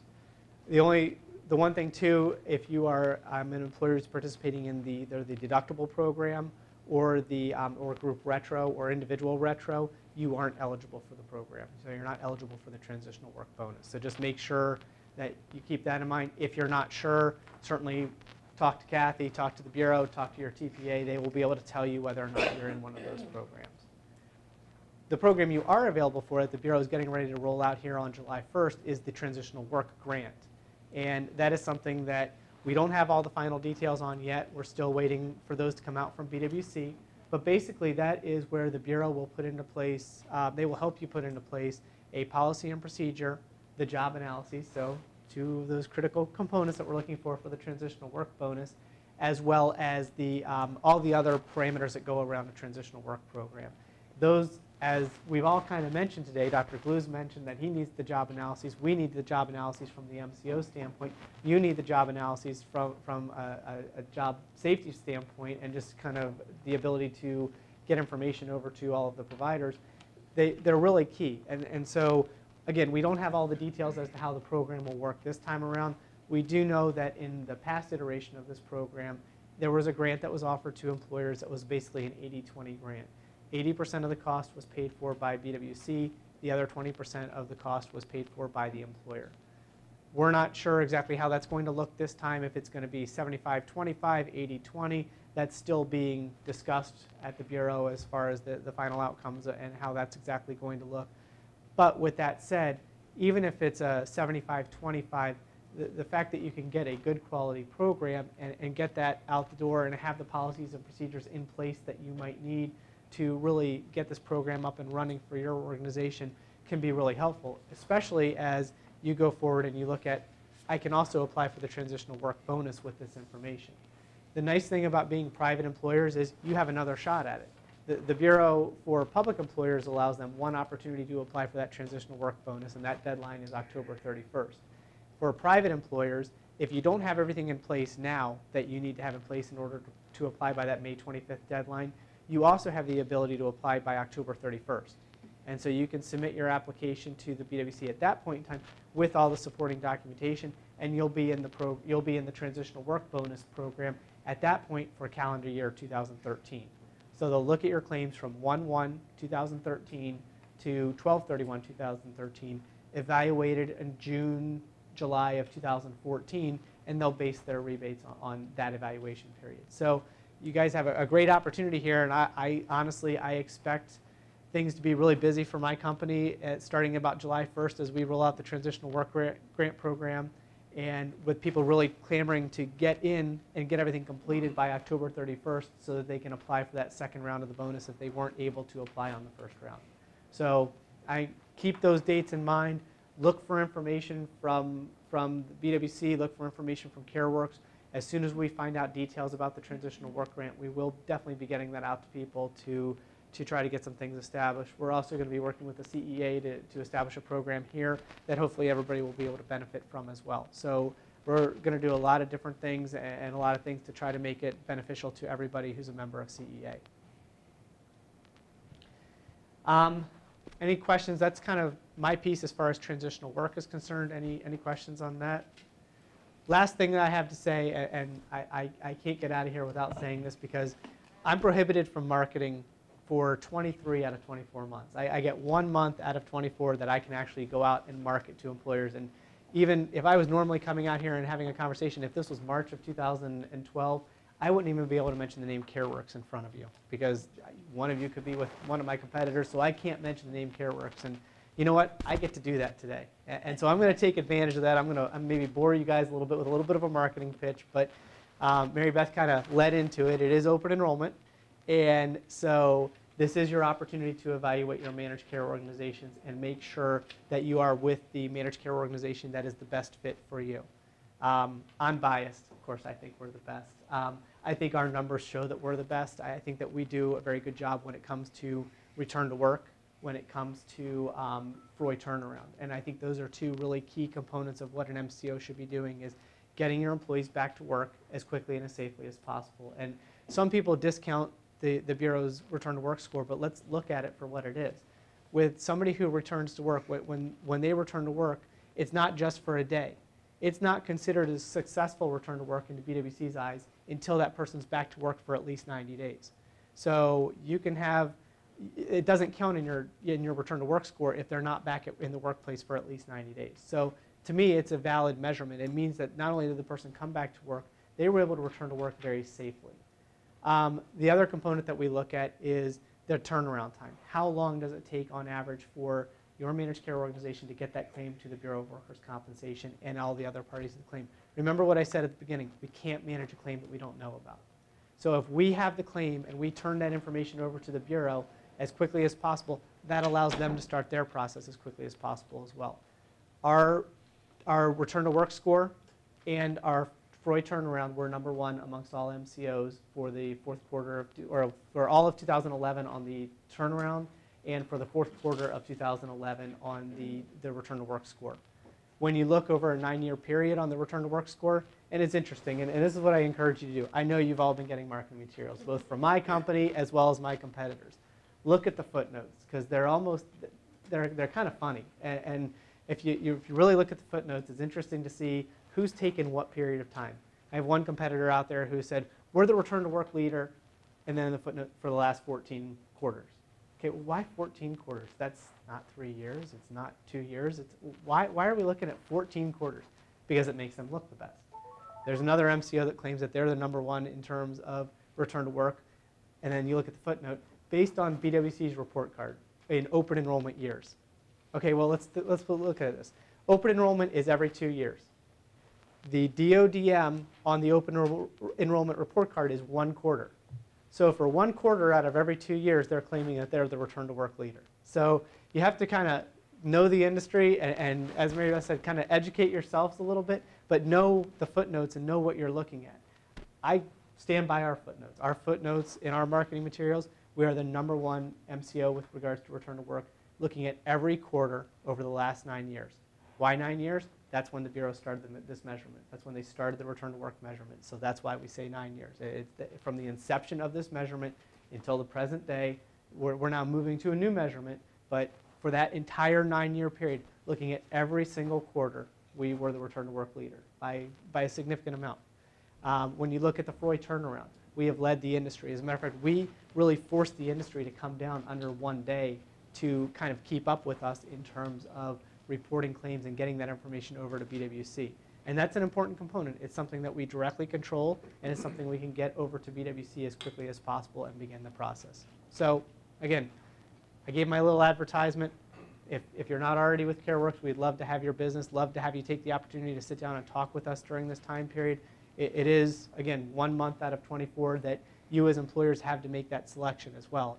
And once this month ends, once May 25th comes around, you're locked in for another 2 years with your current MCO, which if it's me, great, that's the way it should be. If it's not me, then look at us. Any questions, anything that I haven't gone over today you'd like to know about? Okay. Yep. Sure. I'm going to talk about an alternative transitional work program that's available to you. Now, how many, as we were talking about transitional work, how many in here have transitional work programs? Raise your hand. Okay. So a lot of you don't. You guys don't have a transitional work program? You guys in the? I don't believe so. Okay. That would be a good thing to do if you can. But if you don't have one, or if you have certain types of injuries or certain kinds of people that you cannot accommodate at your own transitional work program, we have an alternative, and it's called modified duty off-site.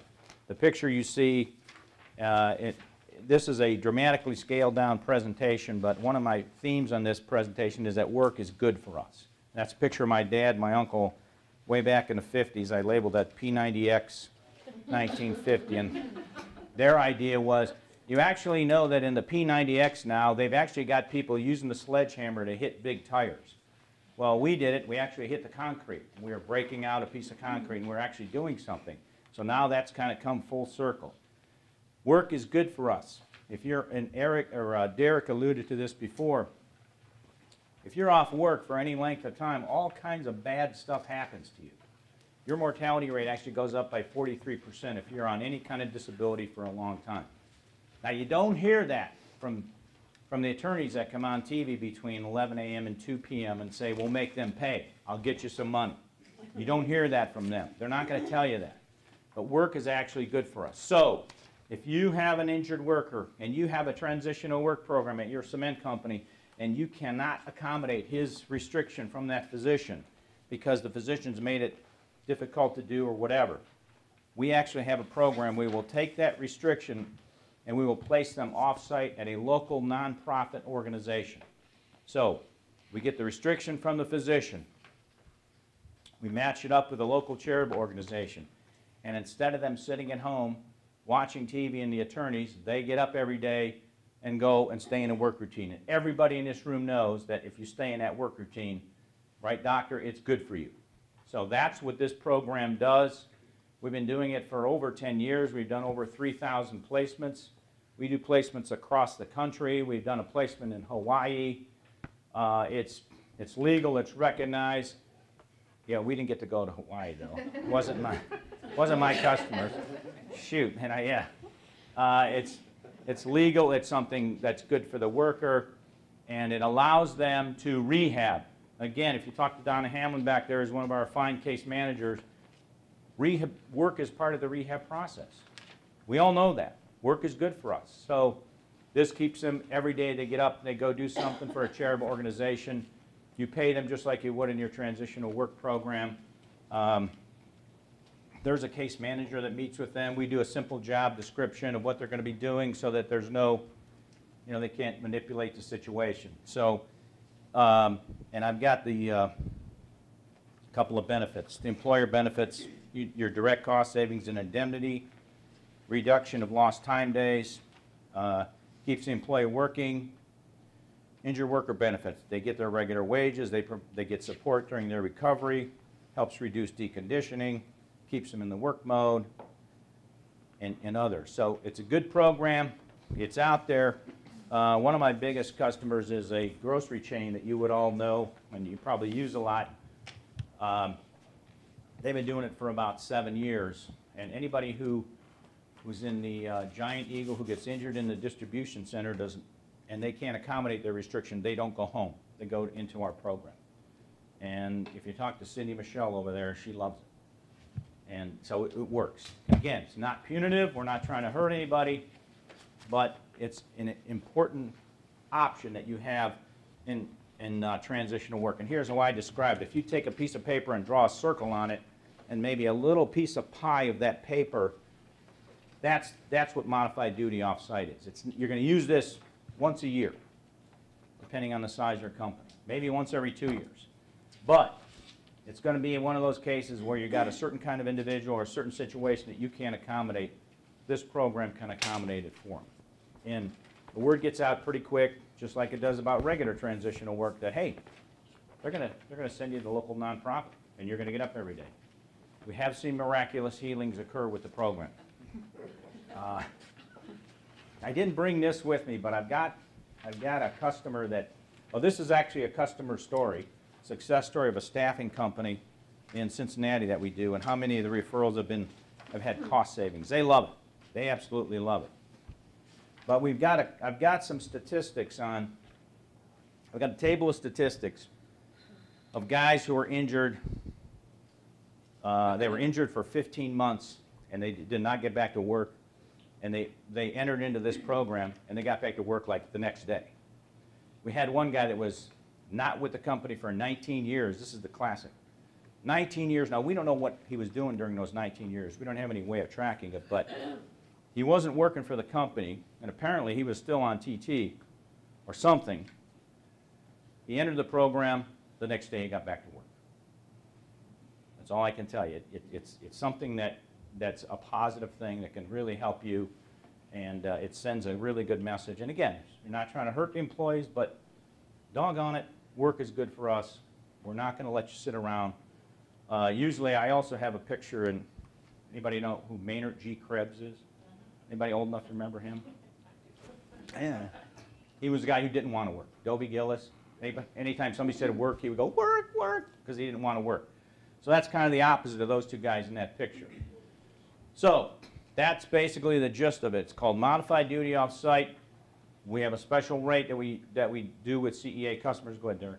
The only other thing I wanted to mention, Tony, too, is that we have verified with the Bureau that modified duty off-site does apply towards that transitional work bonus. So again, if you can't bring them back to work in your facility, you can do this modified duty off-site. It's going to cost a little bit of money, but it's going to ultimately save you money with regards to that transitional work bonus if you've registered for that program. So it is considered a return to work from BWC's perspective. Sorry, Tony. No, I'm glad you said it because I forgot about that. So if you're interested in that, just you got my card, we can talk about that. But that is basically the gist of modified duty. Again, we're doing it all over the country. We got a couple. All right, I'm not done yet. A couple of quick stories. The Red Cross lady. That lady at the Red Cross had a one-arm restriction, and you'll appreciate this, doctor. Obviously, she didn't go to you guys. We said, okay, we got a place for you. And so she went back to her physician and got two-arm restrictions. Now, she could drive, she could do her makeup, but when she got to work, she could not work. So we put her at the Red Cross as a greeter. All she had to do was say, hi, my name's Sally, go over there. She ended up getting back to her original job. That's one of our classic stories. Another one is a guy who was, you've all seen this guy. He works in our country. He works for different companies. Sometimes he's a female, male. It's just that guy who's got multiple claims, and he's the player. Well, he was working in a factory in Canton, and they put him in this program.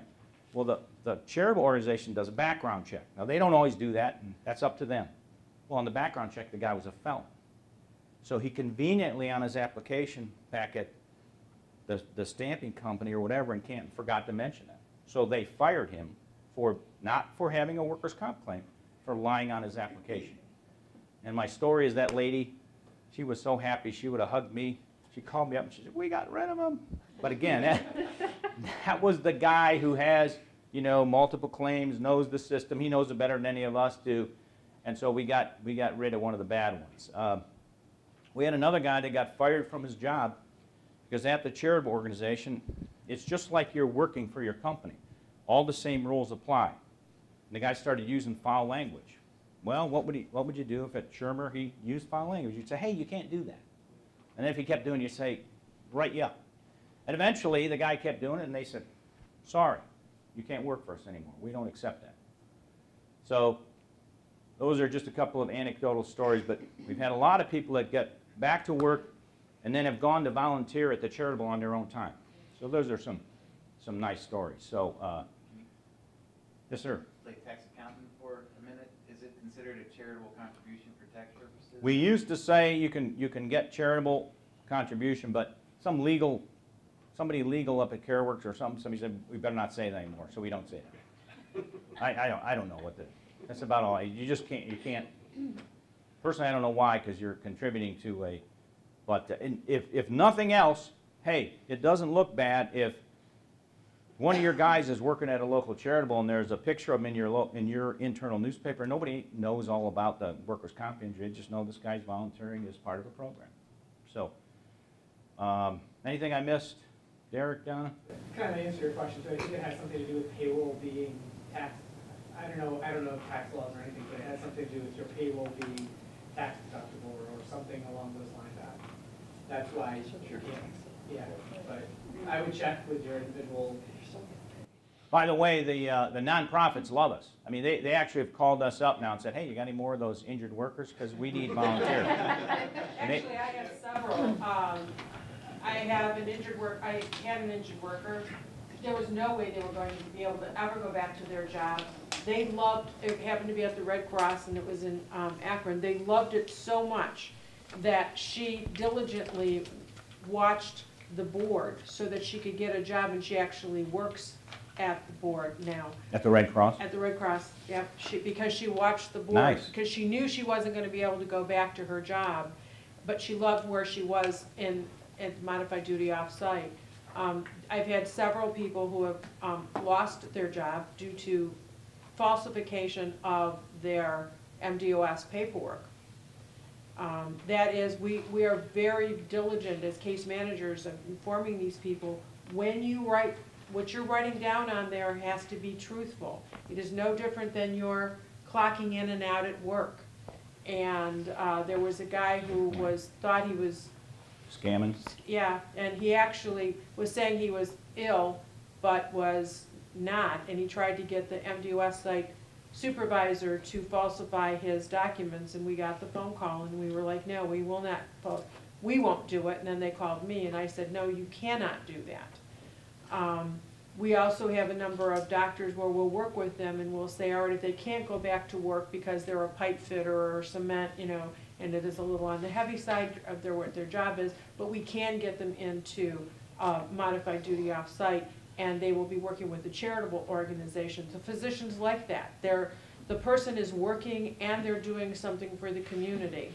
My most recent one, I was with one of the actual top shoulder guys, and he is huge when it comes to charitable work, because he is very oriented in his home at doing charitable work every week. We got the guy, happened to be a pipe fitter, got him back into modified duty off-site.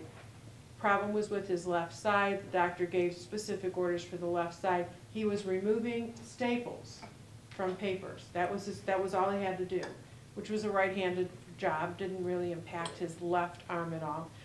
But he came back to the doctor the next day and said, he called us, I can't do this, and can't remove staples. We brought him immediately back to the doctor, and the doctor said, you can't remove a staple with your right hand. No, I have to hold down, the paper's too heavy. You're going back to work. Paper. It was paper, you know. So when the doctors know that the light duty is being done at a charitable organization, and there's no reason that the charitable organization is going to make them do something out of the ordinary, it just, they know that that employer, so to speak, being the charitable organization, isn't making this person take a jackhammer and knock out concrete, or, you know, do take restrictions out of there, because it is in fact modified duty, off-site. The employer is not there. And I might add, at the first meeting at the charitable, Nurse Yes, Donna we are is there. there, and she And we spells do everything follow. out. You don't mess with Nurse Donna if you're trying to manipulate the situation, because she's got the job description. She knows exactly what your restrictions are, and she's going to say, Mr. Charitable, he can't do such and such and such and such, but he can do X, Y, and Z. So that's kind of how we control the program. With that, go ahead. With, like, say, the unions, you know, if you're, say, an operator, why do I have to take a less of a job? I was doing this type of work. Can I be forced as a union man to go to a non-organized, a non-profit organization? In most cases, yes, you can. There's a couple of unions that have it written, these are more on a national level, where they wrote it into their contract that they couldn't work off-site. For the most part, the unions have not, I mean, not that they haven't complained, I'm not going to say that, but it's legitimate. Now, one of the things that we've done in some cases is, if the union guy's collecting his full wage, he's paying his union dues. If he's not collecting his full wage, a lot of times, if he's getting TT, I think in a lot of cases the union picks up the tab for his wages. Unions don't like that. So they would rather have him getting his full wage. So, but we have done it in many union environments, trucking companies. We use, you see rail trucking across, you see those trucks, rail, you see Cassins, you see, haven't done it with the yellow yet, but a lot of trucking companies, we're doing those guys. We have done yellow? Okay. We're doing Columbia Gas, we're doing them nationally, we're doing a bunch of trucking companies. I'm doing Giant Eagle, Time Warner. Well, I'm actually talking to General Electric about it right now. And companies are realizing that it's better to do this than have the people sit home. I have a number of guys that are union that go. I usually You pay the fringes also? but I let them know when you're working, you're collecting your. Yeah, we have to pay the fringes. Yeah. Just like you would if they're on your transition. Right, just like they're doing that, but there is a benefit. They do get back to work. They're doing something. They don't stay out, which is really the worst thing that they can do. The longer they're out, the more problems that they have. And I've actually had men tell me that how were they going to keep up with their soap opera? Soap opera? Really? But they get into, when you're off work, it's really a bad situation. But I do let them know that they're getting all their benefits when they are doing their modified duty off-site. So it really is a positive, not a negative. It is a very positive. But a lot of guys, depending on the situation of where they work, like Tony says, you can't swear. It becomes a problem when you can't and you're used to it. I mean, I work with two very large construction companies in Ohio, two very large ones. One of the Great Lakes, right? I work with Kokosing and with Beaver Excavating, and in both of those cases, there are rules of what has to be done. They're both family-owned. Yellow is another one that I work with, and that's a trucking company. But you have, there are certain rules, and the best thing to do is to let them know. But the other thing is you can ask for, you want all the records. Some of those things are actually drawn up. But if it's in a certain area, you can let the hospitals know. If an employee of mine comes in for a work-related injury, this is what we're expecting. We also work, by the way, with Great Lakes, which is a big part of CEA. I want to mention too that you mentioned trauma. We do usually I'll get a call once, I don't know, every couple of months on a Friday afternoon. Yes, usually right before quitting day. I need a nurse in and we do go. Or I need a nurse at the Cleveland Clinic that we had a traumatic injury, and they go. And we do go. The other thing I want to ask is, I think I know the answer, but how long were you off? How did you case manage yourself? Were you good? I was very good actually. The doctor, and it was Dr. Dietrich, and he's not known to be an easy physician to work with. He said I would be off for 9 weeks, and mine was a state fund claim actually, and I got a phone call. I had pre-done everything, and I was off for 2 weeks. I was off for 2 weeks because I had this humongous dressing on, and I simply could not use my right hand at all. Could have talked on the phone, but I couldn't do anything else because of the nature of my work. And I got a phone call actually from the person at the MCO, and she said, "You'll be off for 9 weeks." I said, "No, I'm coming back in 2." And she said, "No, you're off for 9 weeks." And I said, "No, I'm coming back in 2." And she said, "Well, you can't." And I said, "Yeah, I can." And I said, "I have it all set up. I know exactly." And sometimes that's exactly what you need to do. You need to pre-plan how this person's coming back to work. What are they going to do? Yeah. Most people would, I don't know, human nature does not dictate that behavior. You'd be really surprised. I come from maybe it's partially for the family. I came from, my uncle, God rest his soul, was the oldest employee at Giant Eagle. He had his 100th birthday at Giant Eagle. He was on television, actually. But there are a lot of people who do have work ethic and do really want to return to work. I'm not taking away from those people either. You're right. There's a lot. But there are those. But that's what we work with. We work to find, if you've got somebody who really doesn't want to go to work, so part of what we do is we work with the physicians to help the person get back to work. you know, or in the claim. There's, I mean, temporary total for 19 years is a little bit ridiculous. When a doctor says, I don't want to stop this because how are they going to get paid? You know, we're there to explain other avenues for this. After 5 years for an employer, he comes off our reserves.